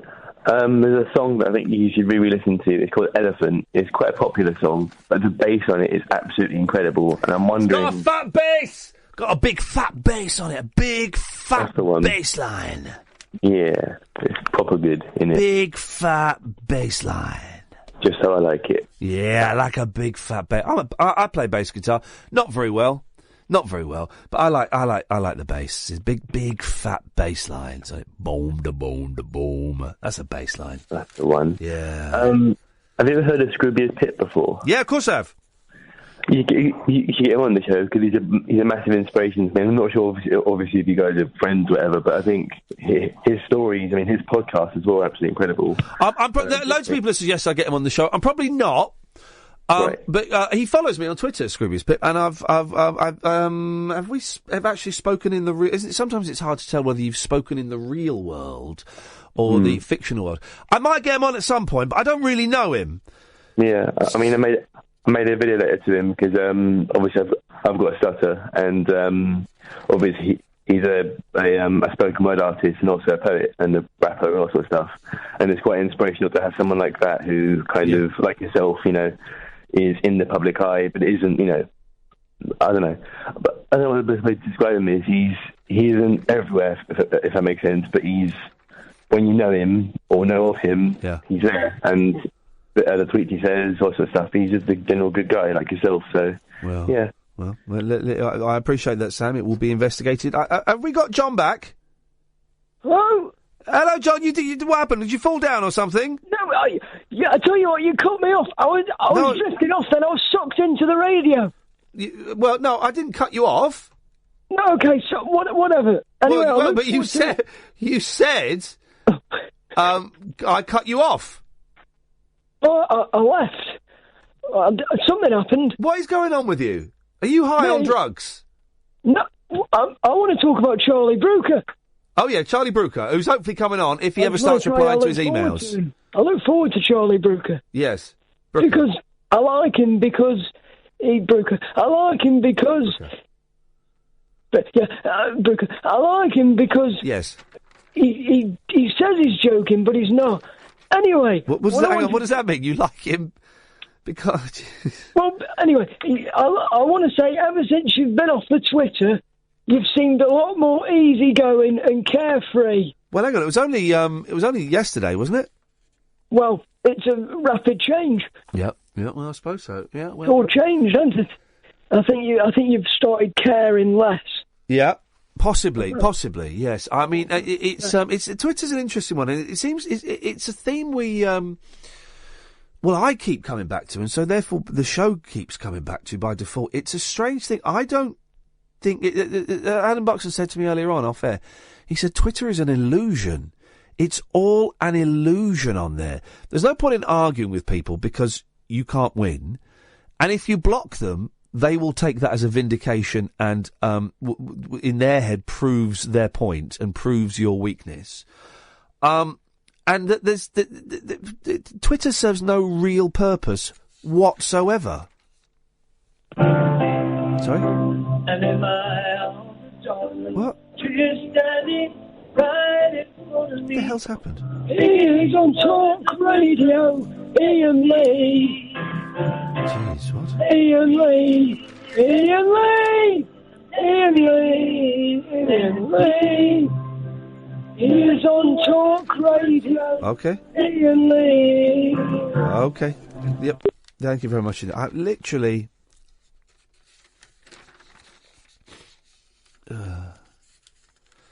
literally no idea. Weird one tonight, and that's fine. I like the weird ones. 0844 499 1000 is the telephone number if you want to give us a call. Here we go. This is what we want. All the papers, of course, can't mention the elections and stuff, so... Just imagine, I bet LBC right now is wetting its pants talking about the London mayoral election. Oh, yeah, they're a national station, but they will be talking about the London mayoral election like there's no... I bet they are. Someone nip over and have a little listen for me and let me know if they are. I bet they are. Oh, hang on a second. Someone's found... I haven't got an Instagram account, have I? Oh, yes, I have. Oh, yeah, I see. 0844 499 1000 is the... I tell you about, before I go to the papers. So we're walking along the South Bank. They've closed Namco World. Talk about London-centric. They've closed Namco World. I said, hey, let's go into to Namco World. It's gone, and now it's the London Dungeon. Well, the London Dungeon should be by London Bridge, not where... For those who don't know, Namco World was this awesome arcade. Just 4 floors of arcade heaven. And they got rid of it. They flipping got rid of it. I was gutted. I'm getting into my games again at the moment. I've been playing Xbox a bit, and I bought a couple of old games. I bought the Star Wars one for Xbox One and an old Call of Duty, and I got a couple of others I've not played yet. If you want to add me, Michael Nesmith is the... but it's tricky with young kids because I don't want to play violent games in front of the young kids. You see, I'm tired tonight. I wouldn't mind going home after the show, get home about 2, have an hour or so on Star Wars Battlefront. I probably won't. 0844 499 1000. Now, this looks like bullshine. A gadget that makes the speediest sandwiches. This will never ever work. I don't even understand how this works. Butter a loaf, a whole loaf, in just 30 seconds. You're having a laugh. It may just be the best thing since sliced bread. I've got no music to play underneath it. This is why it's all sounding a little bit dry. Let me see. Oh, we go. We can play this. There we go. It's perfect bit of music I've got there. This is the only bit of music I've got on this computer now. I can't find my hard drive. I wonder where that is. It's a worry. It may just be the best thing since sliced bread. A retired chef. Can you ever retire from the world of chefery? I don't think so. Has developed a device that can butter a loaf in just 30 seconds. The thing is, right, real butter is so delicious, isn't it? So delicious. But you can't butter with it. You just can't do it. Because it rips the bread apart. Margarine, you can butter. Margarine's made of plastic. You know that, don't you? It's got What about plastic that in it. spreadable butter? That doesn't work. Doesn't work? Doesn't work. Doesn't work. A retired chef... That's a bit good, hang on. Right a bit. A retired chef has developed a device that can butter a loaf in just 30 seconds. And unlike so many recent inventions, there are no apps... Well, this is a silly paragraph. There are no apps, smartphones, or microchips involved. Well, loads of inventions don't have apps or smartphones. What a stupid thing to say. Just a little ingenuity and elbow grease. Are you listening, Colleen? Kevin Whitehead, 60. He retired and he's 60. Got the idea from the equipment that paints white lines on the roads. Suddenly I'm interested. 0844 499 1000. A steel box is filled with butter and then controlled by a plunger that pushes the butter out of a gap in the bottom of the device. What? The user moves the box across the bread from top to bottom, leaving butter spread evenly across the slice. This guy's a flipping genius. Mr. Whitehead, who worked in the catering industry for 20 years... So hang on a minute. This guy, I'm suspicious of this guy. So he's 60 and he's retired, and he only worked in the catering industry for 20 years. So that was from 40 to 60, if we assume he retired at 60. What did he do for the other 40 years? All right, some of those he was a child. Let's say... there's 20 years missing, like, from this guy's CV. And I'm, for one, am very, very suspicious. Anyway, this chancer... This charlatan said... Stay there, Jessica, we'll be with you in a minute. 0844 499 1000, by the way. Spreading butter on sandwiches is one of those jobs where if you're doing it every day, it can become very tedious. It can become very tedious? Well, I mean... There was nothing like this in the market. Some people use the back of a spoon. What? And then he says, this is a weird thing... And the armed forces sometimes melt the butter and spread it on with a paintbrush. Well, I melt the butter. If I've got butter from the fridge, I'll melt it. The armed forces use a paintbrush? Flippin' heck. I was thinking there must be a quicker way of spreading butter for our brave boys and girls, and looking around for solutions. This guy... Oh, here we go. Here we go.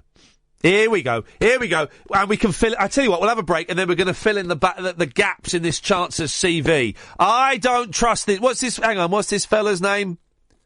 Mr. Whitehead. Right, Mr. Whitehead, we got your number, son.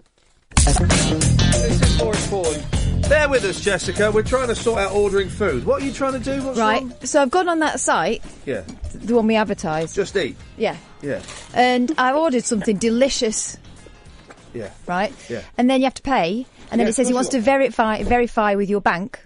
Have that. But it's asking for too many codes. Have that. But it'll ask me for your verification code. It will go straight through, trust me. It straight through. What have you ordered? Indian. You must be taking such a big risk right there. You reckon? It was highly recommended. It's got 4 stars. The thing is, not this service... Some of these delivery services where it's not a specific place. Was it Just Eat, Jessica? That was. Sorry. You right, Jessica? No, sorry. I have got a cold, and it's probably not the best time to have called you, but you know. I've not spoken to you. I know. For about 10 years. No, I don't think it's 10 years. Maybe 8 years. I was thinking about it the other day. I was listening to you, and I was going to call. 8 years. And I thought probably about 7 years. 8 years. Hang on a minute. Let's reminisce in a second. I can't remember. Go and order some food. Right. Now. Is that acceptable? Go, girl. I bet you it won't work. I knew I'd end up paying for it. 8 years. I must have left LBC 8 years ago. Well, I think you left. You didn't call me at Absolute. I think I called you once. Oh, okay. And decided I didn't really like it. Oh, you didn't like it? Well, I mean, I liked you, obviously. Yeah, it don't matter if you don't like what didn't you like about it? The music. I didn't like the music, really. Yeah, I know. I got it down to 4 It wasn't songs. for me. I got it down to 4 songs an hour, and I wish I played more of my own music then. I didn't really take full advantage of that. Virgin and Absolute was a weird time. I think I was there longer than I was at LBC, but it never felt like home to me. Well, no, you see, I mean, I didn't even know who you were before you went to LBC. Well, I wasn't anybody before LBC. Really? No, to be fair, I probably vaguely knew you from that 11 o'clock show thing. Very vaguely. Yeah. But when you were on LBC, if you want to reminisce, it'll make us feel really old. Yeah, we are old, Jessica. I think the very first call I ever made to you was at a weekend. I was working a night shift in London, and I called you and I think we talked about films. You were talking about films. It was a Saturday night, or it must have been a weekend. No, I've never spoken about films on the radio. No, you did. Didn't you used to do a Saturday night show? I did, yeah, Friday, Saturday, Sunday, yeah. And I'm sure at one point you were talking about something and it was involving films. And I called you up and I said, I really like this film called Stand By Me. And you liked that film as well, you said that. It's a good film. It's a good film. Stand By Me is a good but bleak film based on a Stephen King novel. River Phoenix is in that, isn't he? River Phoenix is in it. Kiefer Sutherland is in it. And the guy that went on to be in Sliders, Jerry McConnell. He's in it. He's the fat kid, isn't he? Yeah, he's in it. Yeah. And, it's a very good film. It's a sad film, you know. Yeah. I like sad films. I like sad films, and I like having a good old cry, Jessica, in front of a movie. Do you know what my favourite one for that is? Like, it's The Green Mile. Every single time, Ian. Exactly the same points, every single time. Doesn't matter how many times. This bit makes me cry, this bit makes me cry, this bit makes me cry. I enjoy it, I look forward to it. The film that makes me cry, have you seen Brief Encounter? Well, no, because you see, I don't like the olden day films. No. I'm not a massive fan of the olden days films, but that is just, it's just perfect. It's heartbreaking. Chances missed. Opportunities not grabbed. Loves lost. Oh, man, it's wonderful. It's wonderful. I've seen, obviously, I've seen highlights of it, obviously. I prefer sort of a bit more kind of, I don't know, reality. I don't mind all that romantic stuff, of course. I'm not being cynical or anything. But I just find those kind of things not brilliant. I like a good weepy movie. I'm very hard to please when it comes to comedies. I can't stand all this stupid kind of, transformery kind of thing. I know what you mean. I ain't got the patience for it. I want to see people talking, and I want to see a few gunshots, bit of a car chase, little bit of boob, and I'm happy. That's a good film. I hardly ever go to the cinema anymore. If I'm going to watch something, this bank holiday weekend that's just gone, I had a West Wing kind of binge. All Sunday afternoon. I must have watched about 9 of them. I've been going to the cinema a lot recently, just because I've got the days free, so I've been going to the cinema a lot. And it's enough expensive for what it is. You sound like you're 107. Sorry? I used to, again, when I was in London, I don't live in London anymore, obviously. Well, obviously, yes. But when I lived in London, one of the things, because I work nights, I used to go to the cinema sometimes in the afternoons just to A, kill time, and B, attempt to see some point of sunshine at some point of a week. So I would go to the cinema, and sometimes there'd be 2 or 3 people in there. Once I had that just, golden ticket of being the only person in the cinema. I know exactly what I was watching. It was The Piano. Yeah. With, is it Holly Hunter? I don't know. I don't like those flowery films. It was rubbish. I think I fell asleep. But I loved being in the cinema by myself. And the guy came in and he went, what do you want? I said, well, I want to see the movie. He says, well, you're the only person. I said, brilliant, get on with it. But I think he wanted me to just, come back later or something.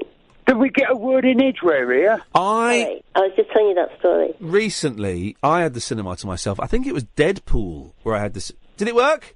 Of course it worked with my card, didn't it? Yeah, but there's a flipping surprise. I'll give you the money back. Yeah, you will.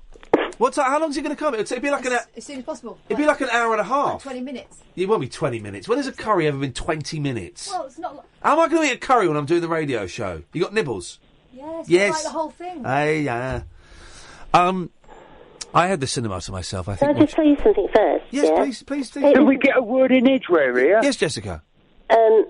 It's nice to talk to you again. Well, After it's nice to talk to you. I hope you take this next thing in the spirit that it's meant. You want to be careful. You don't get accused of, eating racist food there, Ian. Eating racist food. It's a very, very delicate situation for you at the moment. It's subtle.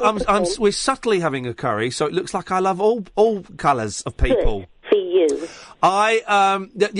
There was one. I don't know if it was Just Eat or one of. There were one of these food delivery services where it's an umbrella. It's a hub for lots of restaurants, and it was on Watchdog.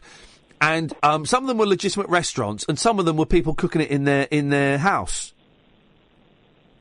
Which means it's like where they lived. Yeah. Well, yes, their house. Yeah, their house. What else do you think I'd mean? Well, I thought you meant that you use some kind of service that cooks different restaurants up together, but not like to people that just said, "Oh, I've got the ingredients." Can we get a word in edgeware here? They would. Oh well. Pretend to be. Speak to you in another 8 years. They would pretend. Exactly, you're lucky. I'm still here. I am very lucky. Thank you, Jessica. They would pretend that they were a restaurant. They would register themselves as a restaurant, but it was just like someone's house. Oh, I've never heard of this before. I think you're making this up. No, it's true. It's absolutely true. It was on Watchdog. Well, I mean, I suppose that some people have been enterprising, aren't they? I mean, I have very strict rules. I don't like takeaway. I like to be. If I'm having a takeaway, I've had to have been to the shop first at some point. Yeah. Well, always. Really? Yeah. That's always, nuts. always. I was totally forgotten what I was going to say now. And also that thing that you've just said there, it's like that myth about a mouse in a certain brand of chicken. It was on Watchdog. It actually happened. It's an urban myth. You know it is. No, it actually. Oh dear.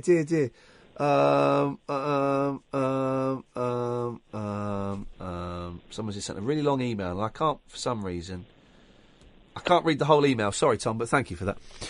Well, Jessica, do you know what? It's it genuinely is a delight to. The weird thing about doing this show on Talk Radio, right, is I thought a few people would come over from BBC Three Counties, which is where I've been. Yeah, I never listened to you there. No. I didn't expect you to. I was hidden away on a tiny local radio station. I didn't expect many people did. But I've been so surprised. I've been followed by people from the BBC, but then people have rediscovered me from Absolute, and people have rediscovered me from LBC. It's wonderful. Yeah. Well, I mean, I've rediscovered you from LBC, and I mean, I've been listening to the show, not as much, because obviously now I have a different kind of job, so I'm not sort of, I can't stay up until 1 o'clock every morning. No. But do you want me to give you a quick appraiser? Well, bearing in mind, right, that I like you very much. That you slagged off the Absolute show. No, I didn't. I just said it wasn't for me. Well, what if you say that this isn't for you? Well, no, I think it is though, because this is what I liked about Talk Radio in the first place. Go on. Give us your very appraisal. kind of pub-like radio, very casual. Not let's get all excited because we're on the radio. Yeah. I mean, everyone knows that you only ever do that if you're faking it for one of those competitions. Yeah. You get excited. But otherwise, just call up and have a chat. Don't worry about it. This is what I want it to be. Understand that some people might be in a bad mood and some people might be in a good mood, and try and kind of find a kind of ground in the middle that you can meet This is what I want it to be, and this is what some people... I'm glad you've got it. Some people are struggling with it because radio is so formulated. You never go out with your mates, right? Say, right, we're going to meet at the pub at 9, right? Mm-hmm. For the first hour, I want to talk about Ken Livingstone. For the second hour, we'll talk about the police and crime commissioners. And then for the third hour, bit of fun, we'll talk about Janet Jackson having a baby at 50. It doesn't happen. It's you have a conversation, and the conversation kind of moves and flows and ebbs and moves on. And I also think that, why I think I will like this show... I would have to listen to it kind of quite consistently, I think. I think anyone who doesn't sort of know your I was going to say act, it sounds rude. No, you know act is what I mean? fine, yeah, I know. Would need to have quite a consistent listen to it and just understand that obviously every show can't be like, you know, whatever Sony is now, award-winning show, it can't be. Yeah. But I've been listening, everything that I've listened to has been good. Well, I'm glad, Jessica, it's really nice to talk to you. Thanks for calling in. Ta-ta. Bye. Speak soon. Bye-bye. Hello, Dennis. Good evening. I thought for a second that was your last breath. No, that was hard work, wasn't it? I've just been watching 50 Shades of Grey on TV. Oh, mate, will you leave it alone? Literally, would you leave it alone? It's better the second time around. There's things that it's like reading a book the second time around. There's bits you've missed, and suddenly make a bit more sense. Are you enjoying seeing? She had lovely buttocks, that girl. Well, she was very nice. It's a bit too anxious for it, mind you. Actually, of course, she doesn't wear a bra. Harder when I was young to get them to that state. Yeah, all right, steady on. You're obsessed with pornography, aren't you, Dennis? No. Oh? No, funnily, I'm not. Okay. You're obsessed with 50 Shades of Grey?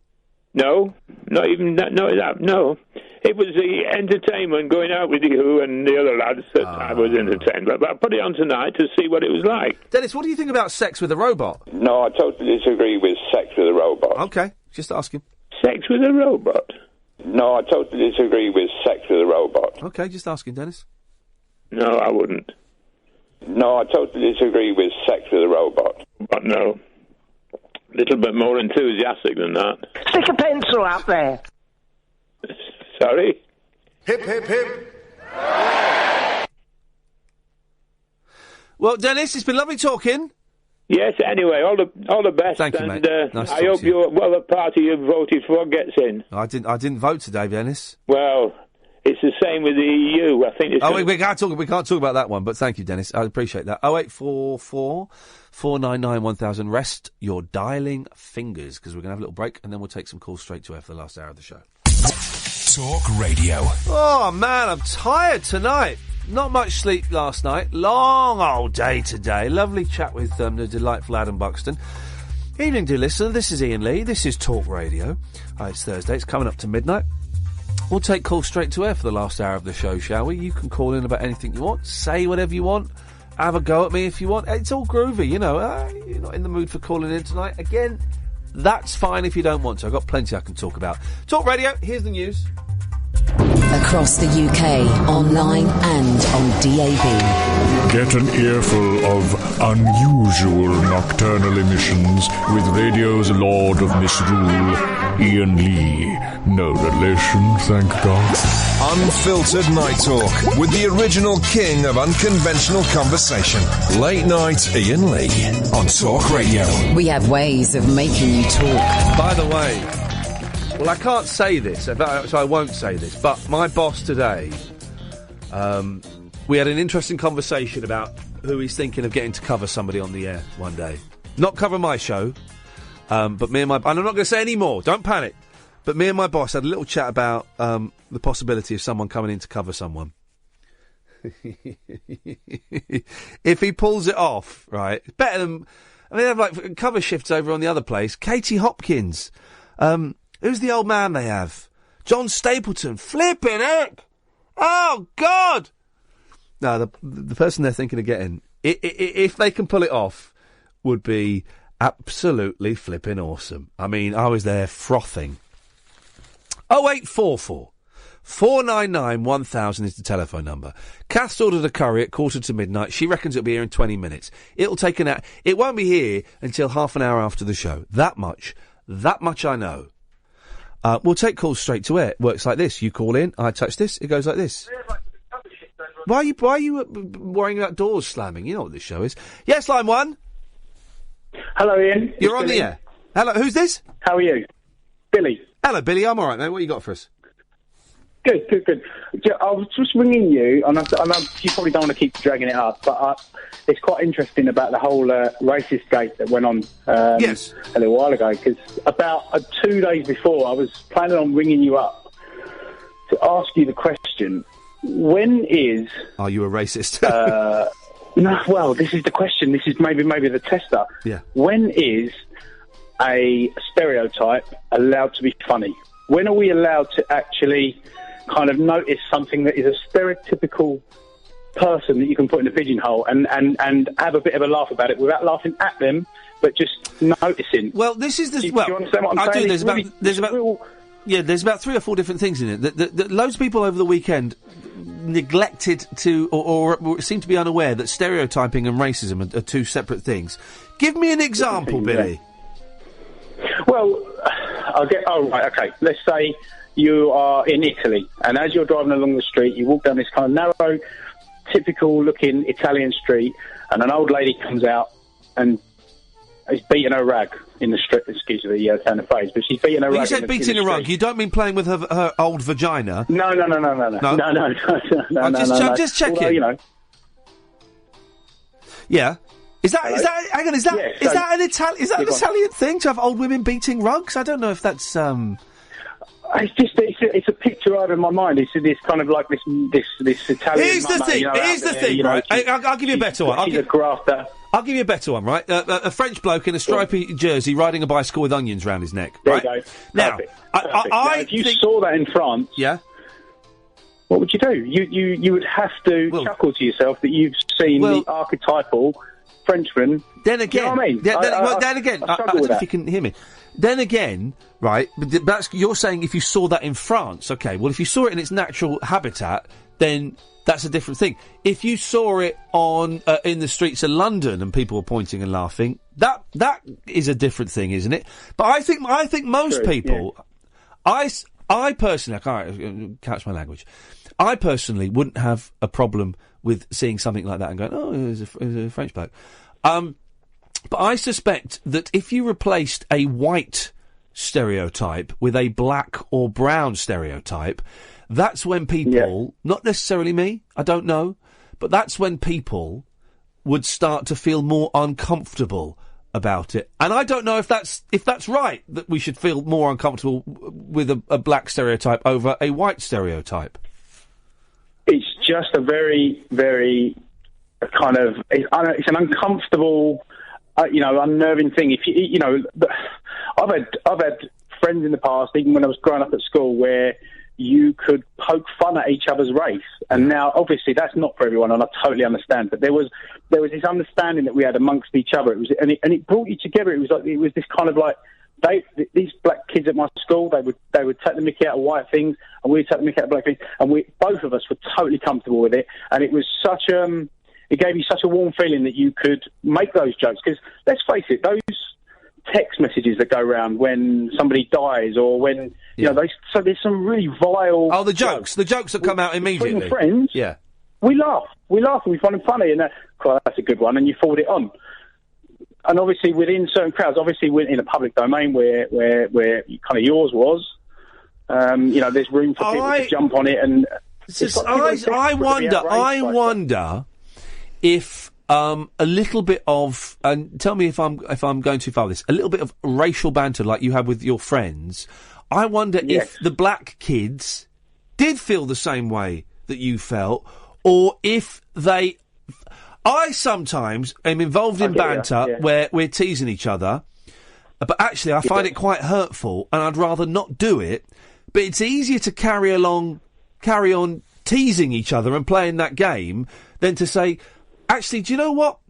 What you're saying is quite hurtful and upsetting to me, and I'd rather stop. I did it the other day, actually. Yes, I get that as well. Totally get that as well. And I'm relatively well known for having quite a harsh tongue and perhaps not knowing the boundaries. Ladies. But the core of where it's coming from is the most important thing, right? Do you know what I mean? Like if it was from a really horrible, vindictive, nasty place. Sorry. It is the core of where it's come from is an important thing.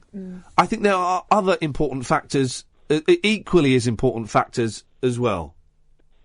Yes, I agree with that. It's just a minefield, and it's a shame that there's so many people out there that are just desperate to be outraged by the slightest possible thing, and it's killing comedy. In many ways, well, you know what I mean. It's killing the art of saying something funny on the spur of the moment, totally not believing it, totally not meaning it. Just something crops into your head and it has to be said. I don't know. You know what I mean? I don't agree with that.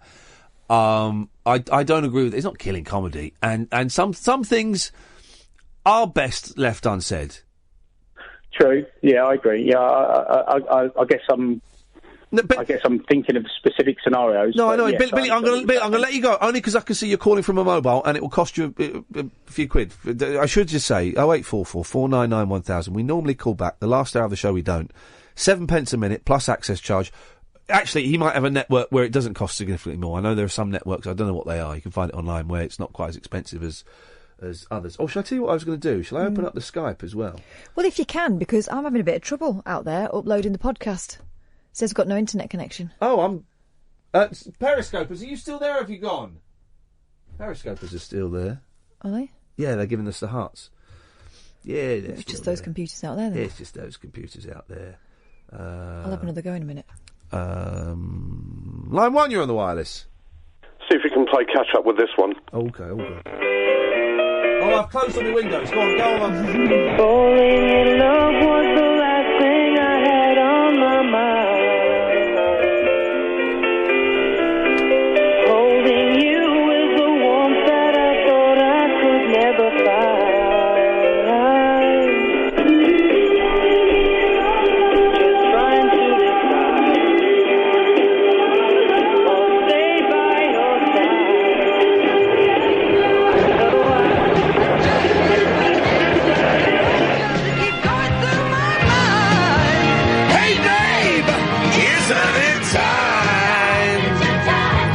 Slightly different speed versions. That's why there was a problem.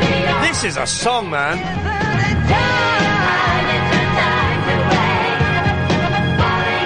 The Babies, isn't it time? There's a song. There we go. We've got the Skype open as well. So if anyone, I've got to just change a setting on Skype because I've got the answer phone messages and I've got loads of stuff. We got loads of stuff for the show. Don't panic. 0844 499 1000. Let's have a break. 0844 499 1000. If you know the number for the answer phone, you can call that as well. It's up and it's running. We were talking about this chancer, right, who's invented a bread butterer.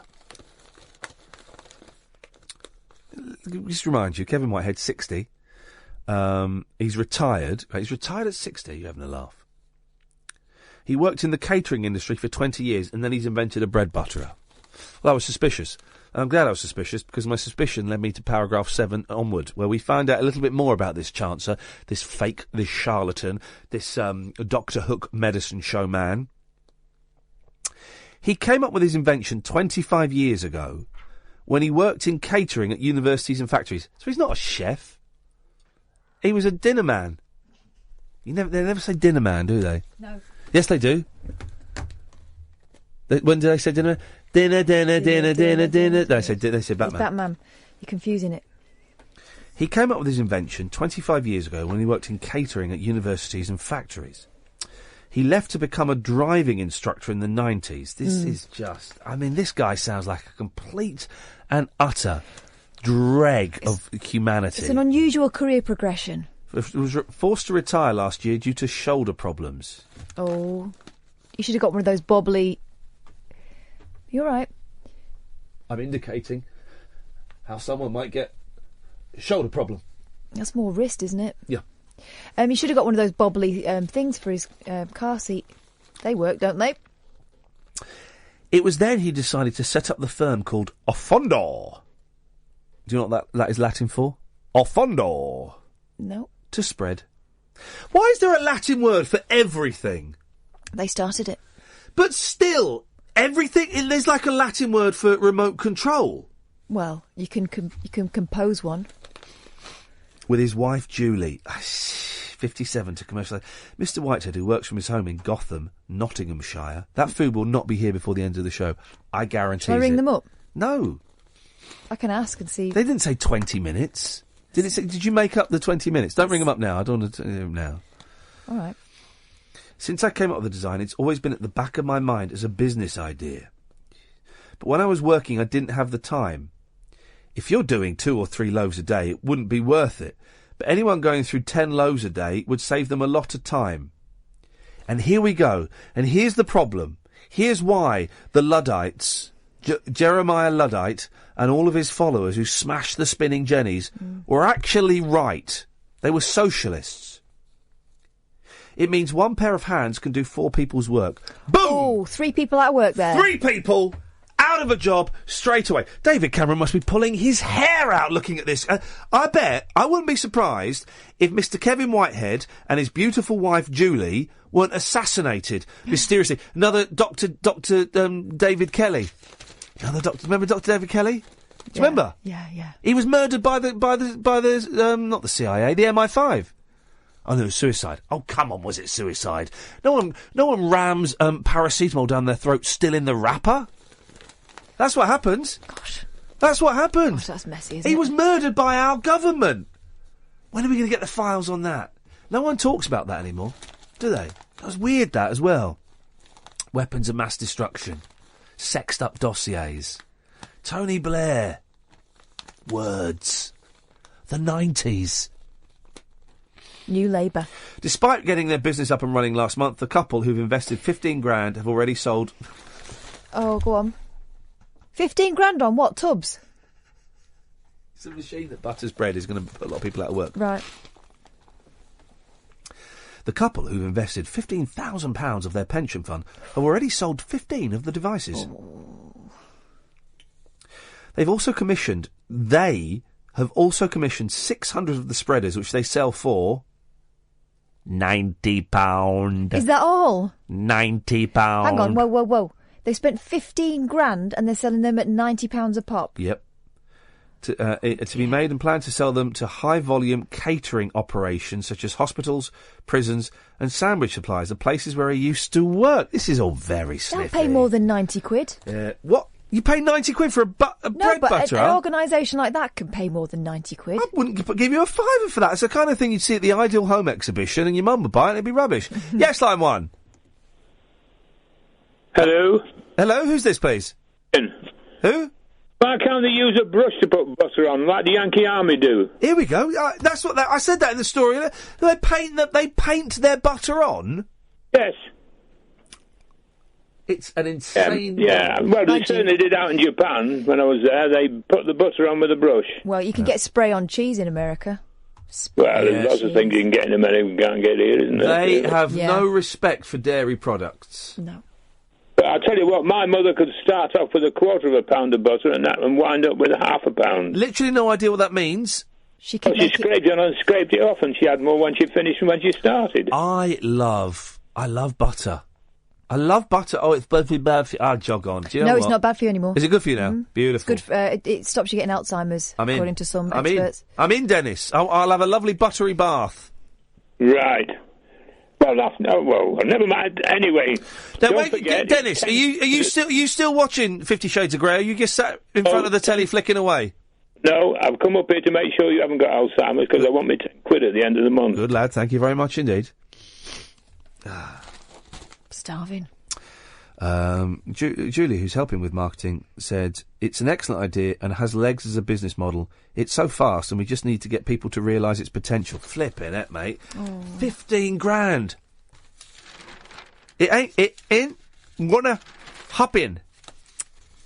Gosh, they could have spent that 15 grand on so many other wonderful things. I was on a train to Oxford yesterday, or as I like to call it, Coxford. Why'd you like to call it that? Because bit rude. Because it's a little bit rude, a little bit naughty, and that's what I like to get up to when I'm there.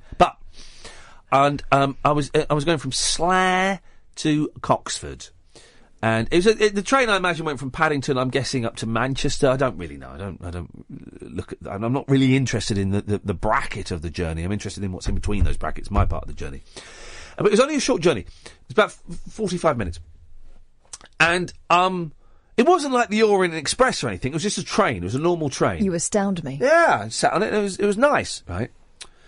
But then this woman came through with the trolley, the food trolley. Hey, what cup of tea? Hot chocolate? Snacks? And I'm thinking, this is insane, right? Because at most, London to Manchester, at most is 3 hours. Probably less than that, right? Yeah, take you that in the car. So 2.5 hours, right? A, you can go 2.5 hours without eating or drinking. That's a fact. Yeah. That is a fact. And B, I brought a sandwich and an apple with me to have en route. Got them from Marx's. So they were classy, and pricier than I would normally pay, but they were still affordable. You've got to treat yourself now and Yeah, again, every now and then. If you don't treat yourself, who will? And I just thought, why in the 21st century, it was like such a 70s thing to have the food trolley go on an aeroplane. If you're going like more than 6 hours, then yeah. Oh no, I like it on a plane because it's dead boring. So I like to What, on a 2-hour flight? I'd like to eat something. Yeah, just to buy the time. Now you mention it. Yeah, I know we're only up in the air for an hour and a half, but I'd love a tiny, really expensive tub of Pringles and a Twix and a crappy coffee. Yeah. For 20 quid. You're on your holidays, you might as well treat yourself. Oh, no. If I take a sandwich on board. Always take a sandwich on board. Go to the Smiths at the airport, buy their sandwiches. Beautiful, put them in the bag. Wallop. Thanks for the advice. I've not been on a plane for ages. 084. We weren't on a plane last year. What are you talking about? Oh, yeah, but that wasn't a fun plane, was it? That wasn't holidays. Well, that wasn't a, let's have a spritzer at 7 a.m, we're on a holidays. No, it wasn't. It was to Slovakia for hard work where we got paid a fortune. 0844 499 1000 is the telephone number if you want to give us a call. You're more than welcome. Can you get me the Sun and the Mirror, please? Yes, I can. There's absolutely... The thing is, I'm expecting there to be nothing in the papers. There's certainly nothing in the Star today. That feels like an empty Oh, there we go. Let me see if there's another one. Yeah, quite often people... This is one of the things... People take the pages out of the newspapers and it really winds me up. It might all be here. Let's have a little look in the Sun.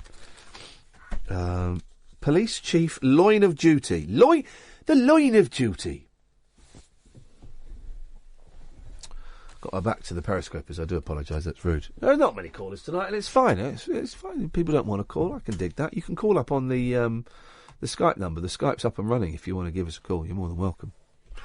Loin of Duty. So the front page of the Sun is... I don't understand what this story is. It's in all the papers. Look. Police chief punched by superintendent over affair with top cop wife. None of those people look real, do they? They all look like characters from A League of Gentlemen. I don't know why we need to know it. And also, it's basically family torn apart, hearts broken, professionals embarrassed, innocent hearts broken. Okay, front page.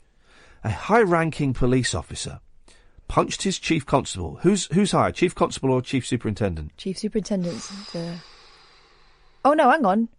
Chief constable's highest, isn't it? Let's just take a break for a second. Yes, line one. Line one? Dead. There's your problem. Send that into Denny. Try again, line one. The system is pony. A high-ranking police officer punched his chief constable for having an affair with his wife, a tribunal heard yesterday. Chief Superintendent Jim Peacock. Jim Peacock? Oh, we got Jim Peacock there. Oh, leave him alone. He's the wronged man. Well, that's why she went with him, the other fella. Don't want to go with the Jim Peacock. Allegedly lashed out. Allegedly, guys, when he learned wife Carolyn, an assistant chief constable in the same force, was... Now, they've put in quotes here, so I can say it. Shagging. What? They put that in quotes? Shagging. Wow. Boss Mike Crack. What? He's not called that. Yep. No. Details emerged yesterday after an alleged 9-year cover-up. Well, you would... Or people trying to keep it private. You would cover it up. Oh, can I play you a brilliant clip of David Cameron? Go on. I saw this on Facebook, and it did enough make me laugh. It was from the Independent website. If I can see, I can find it because someone. Oh, listen to this. This is brilliant, right? This is in.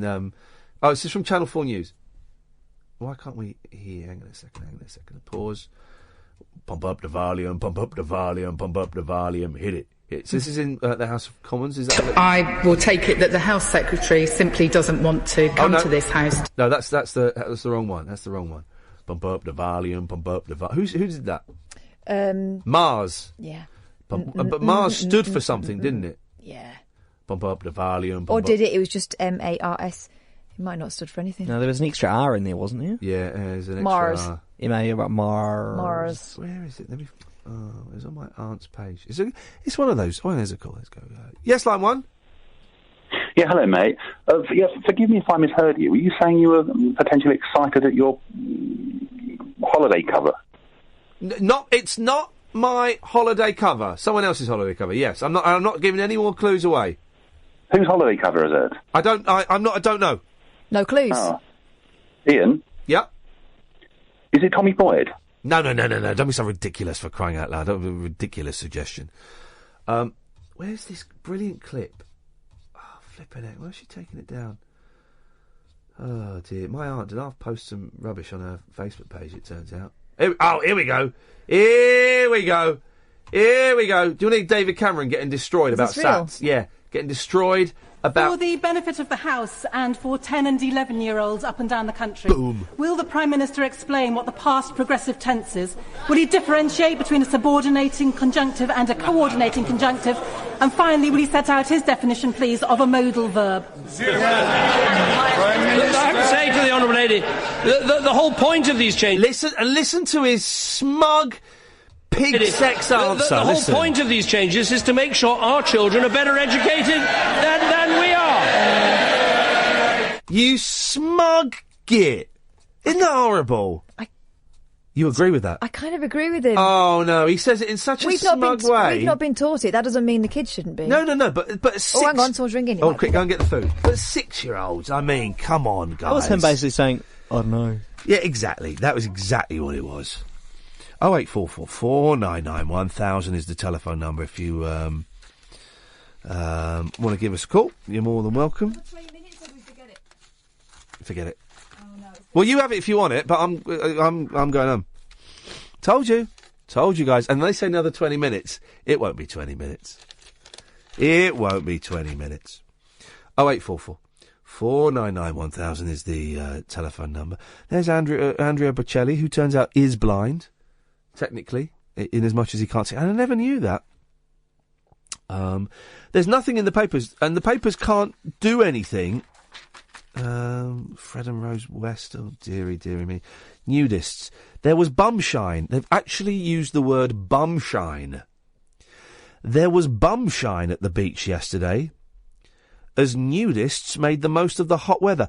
Well, if you go to... They sound surprised that they're seeing nudity. It's a nudist beach. Of course you're going to see nudity. A middle-aged man had a stroll in nothing but a cap. Well, yeah, it's a nudist beach. And a couple bared their behinds in Treen, Cornwall. One of those people isn't nude. I would demand a refund. She's got pants and a bra on. The cheeky displays... Bumshine, they've used the word bumshine. They haven't. Yeah, bumshine. The cheeky displays are set to continue, with experts predicted. But how is that story? So it's nice weather, and we've got some pictures of some nudie people on a nudist beach. They're set to continue, yeah, because it's a nudist beach. They were probably doing it last week as well, when it was freezing. 10 minutes, he reckons. It won't be 10 minutes. Well, I said if it's longer than that, we can't do it. Bumshine. Deary me. There's... here we go. Yes, line 1. Yes, Ian, it's Andrew from Albuquerque. How are you? Okay, thank you, Andrew. Good to talk to you again. I just wanted to bring up a subject you brought up, I think, on Monday night about caught doing things I shouldn't be doing. Oh, yes. I was about 15 years old. That's when I used to live in the UK, and my parents had gone out, and I'd found a German, slightly dodgy VHS tape. A lot of those German tapes around in the 80s, yes. Yeah, it was hidden under their bed. Yeah.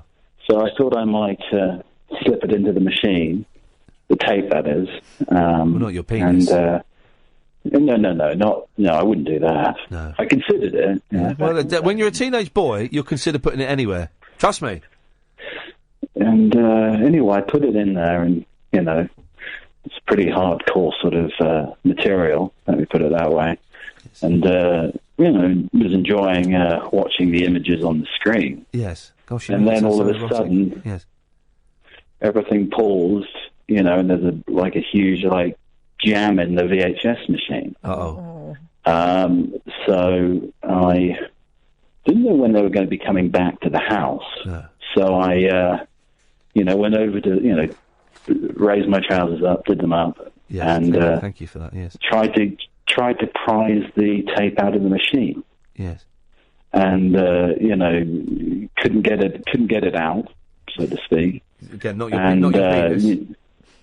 No, not the penis. But so I was, started using a screwdriver, prising it in there, trying to get the machine out of the, get the tape out of the machine. Yeah. And no luck. So I was panicking, sweating profusely at this point, and tried to start unscrewing the VHS machine. Do you know what? I've done exactly the same thing with a porno stuck in a video machine. We had this, and it got stuck in there, and I had to unscrew the top of the video and take the whole video apart to get it out. Flipping heck! Go on, I'm with you, brother. I'm with you. So I started unscrewing it. It was stuck in there so badly I couldn't find the it was in the end I had to get some scissors, cut the tape. Pull it, which had released the tape that was stuck in there. Yeah. And got it out through the old tape in the back of one of my cupboards upstairs, and put the whole thing back together again. And when they came back and wanted to watch an old episode of Neighbours, everything wasn't working. So you had to call out the guy to see what was going on, and he said, "Yes, so there's a piece of tape stuck in here in the machine where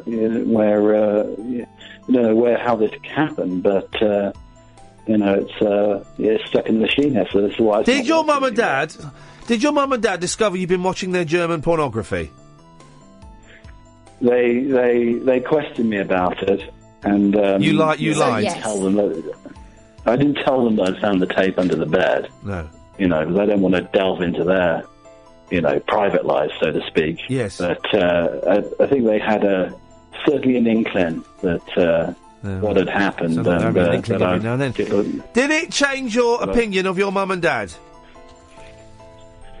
Yes, a little bit, and I found other objects sort of years later. Yeah, okay, look, I think I really don't want to imagine anything being inserted inside your mother.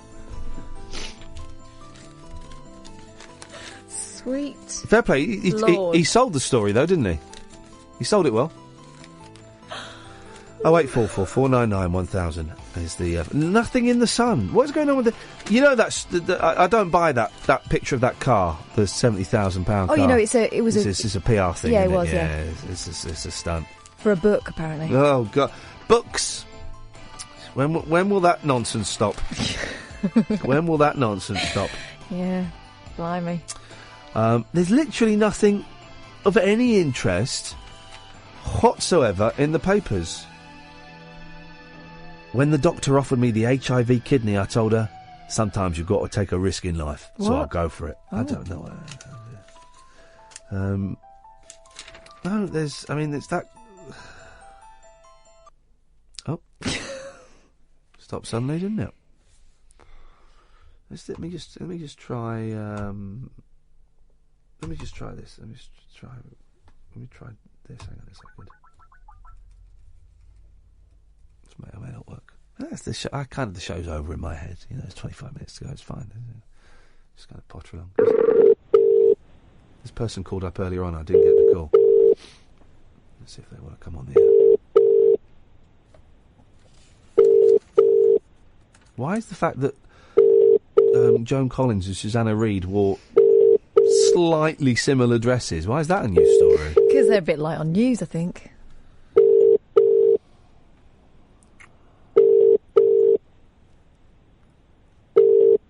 bed.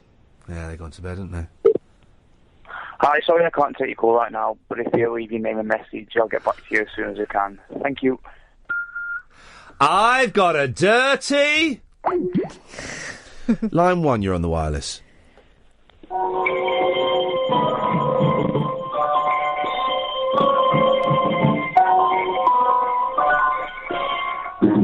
Hi, my name is Quincy. I'm a little frisky. I like to cut up bodies, then have sex. On my yacht you'll find me with a lady laid beside me. Is she dead? I'll check her leg. Yeah, my name is Quincy, yes. I'm a little frisky. I eat at the same restaurant every night. Has my girlfriend stopped getting older? I tell you what, I'll check her shoulder. She's awake. Gonna take her on my boat, gonna show her my snake. Ba-ba-dum-bum-ba-dum-ba-dum-ba-dum-ba-dum-bow. Thank you very much. It's good. Who was the name of the guy that wrote that? Again, it's another old one, and it all ties in with the opening titles of Quincy. And I cannot, for the life of me, remember the name of the guy that wrote it. And he's a really funny bloke. He was doing stand-up. I don't know if he's still doing stand-up. Let's have a quick break. The show's kind of over. You know, we're both very, very tired, and the callers are kind of don't want to play. And that's all fine. That's all fine. Have we got anyone on the show tomorrow? No, but we could always Roger crack McGuinn. you-know-who out, yeah. Roger McGuinn from The Birds will be on the show tomorrow. We pre-recorded it, and we'll have him on tomorrow. That'll be good. That was a nice little interview that we had. Is Adam Buxton in the podcast tonight? Yes. Beautiful. He is the podcast tonight. I just thought, let's just put him in. If you want to download the podcast, iTunes, Podbean, all of those places, go and type in Iain Lee, Talk Radio, it pops up, and spread the word, please, guys. So, to prove there is... if you want to call for the last 15 minutes, you can. 0844 499 1000. You don't have to if you don't want to. There's no pressure, man. To prove... Oh, here comes the food. To prove what a slow news day it is, the Daily Mirror... Here comes food. Show's over, guys. I'm going to put him close to the edge by yes. That would take us right up to the top of the hour, and then wallop. The Mirror have, on page 8, got their thing where they run out of news, so they just Google stuff and look up stuff online and fill a page. Oh, yes, line 1. No, not happening. No. There we go. Add that to the list. Try again, line 1. We've got little, still a few teething problems. So this is all about mistakes. I don't quite know what the story is. Oh, the story is when a fisherman found her in the water, he was convinced she was an angel who'd fallen from heaven into the sea. It wasn't. She's a blow-up sex doll. His mother... He rescued her... Hang on a minute. This is nuts, this story. Her discovery the day after a solar eclipse, her pale skin, perfect features and wide eyes convinced superstitious fisherman Pardin that she was not of this world. He was sure the heavenly body had been sent as a blessing to his Indonesian home. What a nice man. When he took the angel back to the remote village of Kalupapi on Sulawesi, I want to go there. That's where I want to be right now.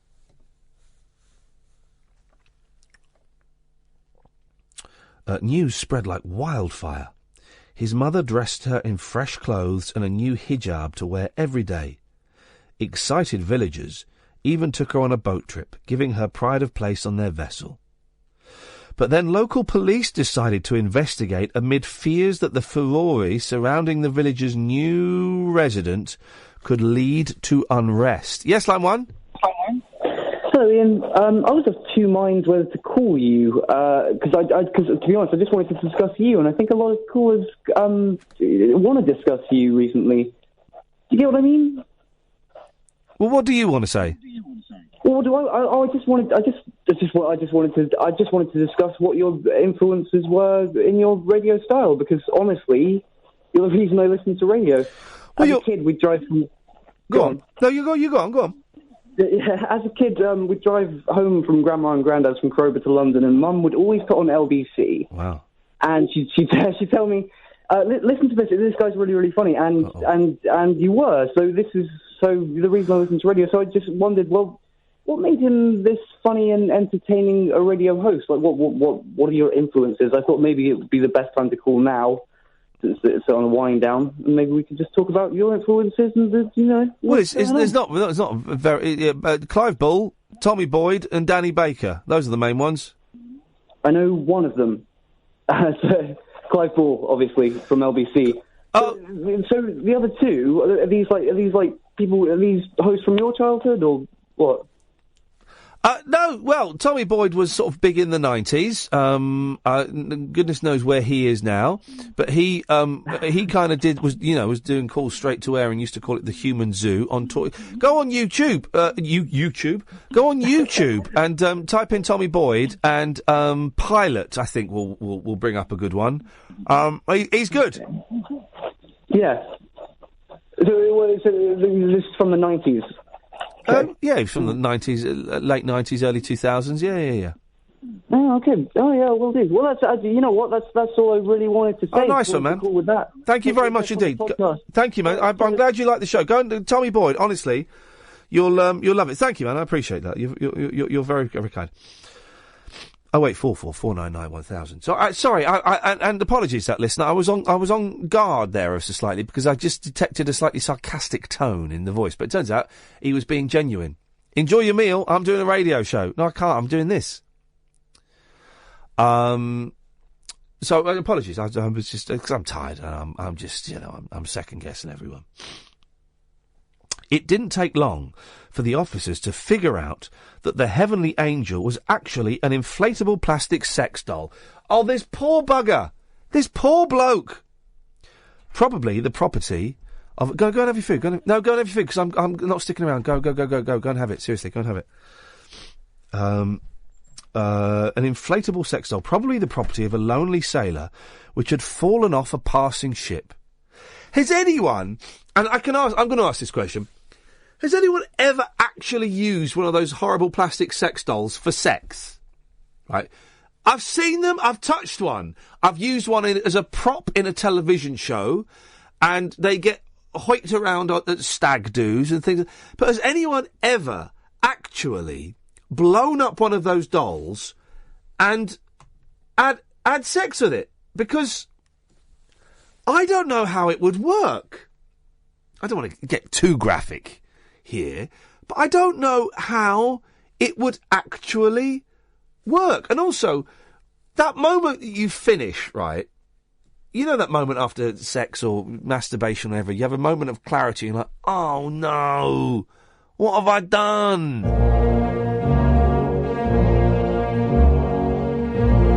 You've just been looking down at that and thinking, can my life sink any lower? You do. There's that moment after sometimes. Oh, but maybe it's only a boys thing when you just think, "Oh no, what have I done? What have I done?" Well, that's a shame. I feel sorry for that whole village. Yes, line one.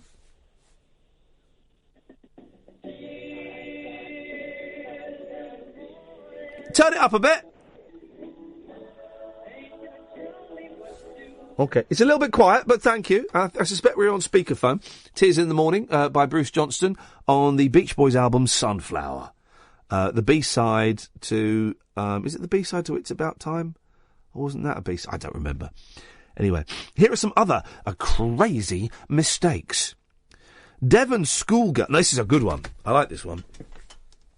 Devon schoolgirl Claire MacDonald was receiving 11 emails a week. Oh, hang on a second. Yes, line one. Hi there, Ian. Hello, mate. What you got? Hi there. I'm glad I'm not the only one that has that sense of regret after, doing that thing that you just mentioned about a minute ago. Yeah, what, the end, after masturbation? Yeah, that, yeah. Yeah, there is a real sense of emptiness. Not every time, but it's a real emptiness what am I... Oh, no, what have I done? Well, I don't really, envision the death march in my head, but it's more like a sort of a wah, wah, wah, wah. That's the perfect post-masturbation sound. And it's when you've got to take off the dog collar and the gloves and the women's underwear that you really realise you've sunk. No, you're right. It is. Do you know what? Now I will never be able to do that again without the second after here. Wah, wah, wah. It's sort of fitting as well that this is near the end of the show. I think that's a good noise for the end of this particular episode of your show. I think it is. Well, go and enjoy yourself. Not in that way. It's funny, isn't it? Masturbation is funny because I was going to say we all have done it. We all do it. It's done a lot. All of us. Maybe there are exceptions. But I would say most people, over 50% of people do it. It's never talked about, is it? It's never talked about. And you think of all the people on telly, right? And they must have done it at least once in their lives. You know, Piers Morgan must have done it. I mean, it's more common for blokes than women, isn't it? Is that coming from a point of white male privilege that I'm saying that? I know women do it. It's more common for blokes, isn't it? Really, I suspect. Prove me wrong. Go on, prove me wrong. 08444991000. And I don't want to get graphic about it or into the details, but John Ketley, John Virgo, all the Johns will have done it at some point. Let me try and think of who else might have done it. Oh, the Dimblebees. The Dimblebees will probably have at some point. But, you know, the Attenboroughs, all the brothers. It's weird, isn't it? Anyway. Devon schoolgirl Claire MacDonald was receiving 11 emails a week containing top-secret information from the Pentagon, no less. Top-secret information from the Pentagon.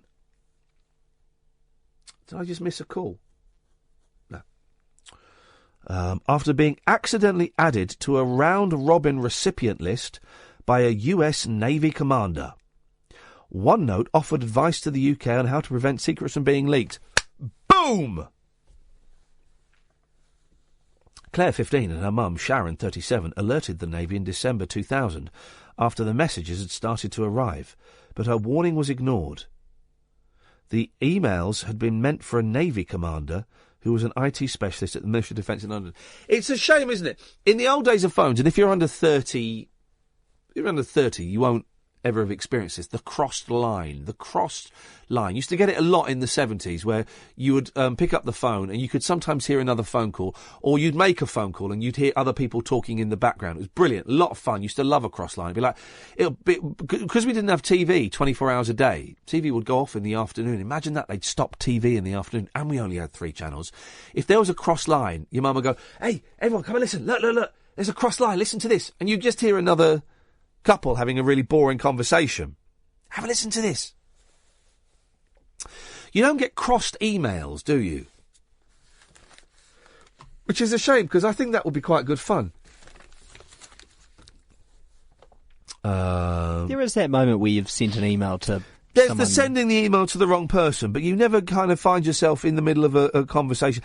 On Twitter, you kind of do, actually. You find yourself in the middle of a conversation with people, and the number of times I said, "Can you guys keep me out of this, please?" And I don't want to come across as arrogant or whatever, but I get caught in the crossfire of so many dull conversations that I can't be bothered. Brighton Pavilion, here we go. We all like to hear racists being caught out for being the idiots that we know they are, particularly the English Defence League. What a delightful bunch of people they are. Brighton Pavilion is one of the jewels in the seaside resort's crown. It's weird, Brighton Pavilion, isn't it? If you ever drive in, it's this strange kind of, pavilion. With its turrets and Far Eastern influences, it was built as a pleasure palace for King George IV, and is instantly recognisable to most, but apparently not to the English Defence League, those crazy guys, whose followers tweeted about the building in 2013 thinking it was a mosque. Well done, guys. Great work, racists. Well, this is... oh, here we go. Here we go. Here we go. Here we go. This is it. Your young head... Oh, phone call. Yes, line 1. Yes, worried you'll be radio forced to be Doherty tomorrow morning as we look at the polls and discover that only 17% of people in the United Kingdom believe there ever was a Liberace. We'll also be asking for your extra time and your kiss. We'll also be talking to the world's greatest marksman as he comes in and gives me hints and tips on my own technique. And we'll also look at his autobiography, Stand Back, Here I Come. It's Mr. Ron Jeremy. So join me, Radio 4 Stephen Doherty, tomorrow morning. Thank you very much indeed. Well done, guys. Well done. You're learning. Yes, line 2. Line 2, Ian, Wagwan, it's Rashid. Wagwan, Rashid, you've been quiet recently. Everything all right, brother? Everything's all right, man. Don't try and cut me off because I know you want to eat your jalfrezi. I'm being very professional. I'm going to do this, and I'm going to go home. I'm knackered. The last caller, he put me straight off my shish kebab. He has. Oh, yeah, I know. To be honest. Yes, these things happen, Rashid. These things happen. He's put me straight off my shish kebab. I tell you. Anyway, I've got one burning question. Yeah, go on. I wanted to ask you. Why haven't you wore deodorant since Friday? Just because I ran out I ran out on Thursday, and I keep forgetting to buy it. And I keep thinking, right, I'm out. I must pop into a shop and buy some deodorant. And I keep forgetting to do it, Rashid. Are you wet and sweaty now? No, I'm actually. Do you know what? I'm all right. I don't think I need it. Yes, line 1.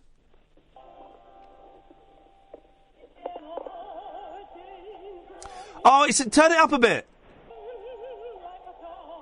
It's a bit quiet. You need to be louder. And don't be on speakerphone. Speakerphone is a nightmare for that kind of thing. And it needs to be louder. Teenage burglars thought they had hit the jackpot when they broke into a house in Miami. Waldo Soroa, 19. Metrix Andaluz. You're having a laugh. Why is Periscope stopped? Oh, it don't matter. Oh, it don't matter. Because my storage is almost full. And Jose David Diaz Marrero, 19, and 2 juveniles thought they had stumbled across a stash of cocaine. Beautiful, beautiful. They celebrated by snorting some of their find, which in fact turned out to be the ashes of the homeowner's father and 2 Great Danes. Boom, shakalak! In your face, literally in your face, in your nose, in your face.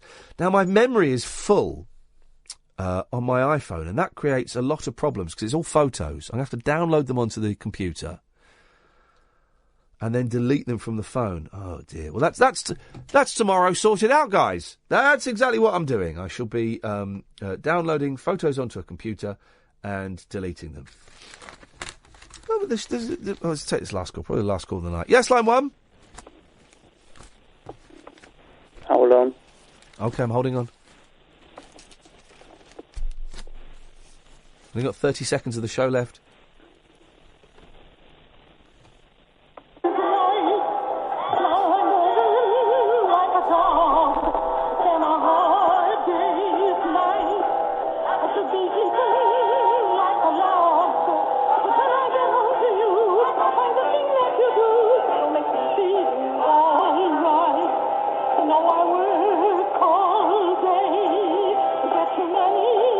Talk Radio, the 21st century dream team of dialogue, debate and discourse. Talk Radio, give it some lift.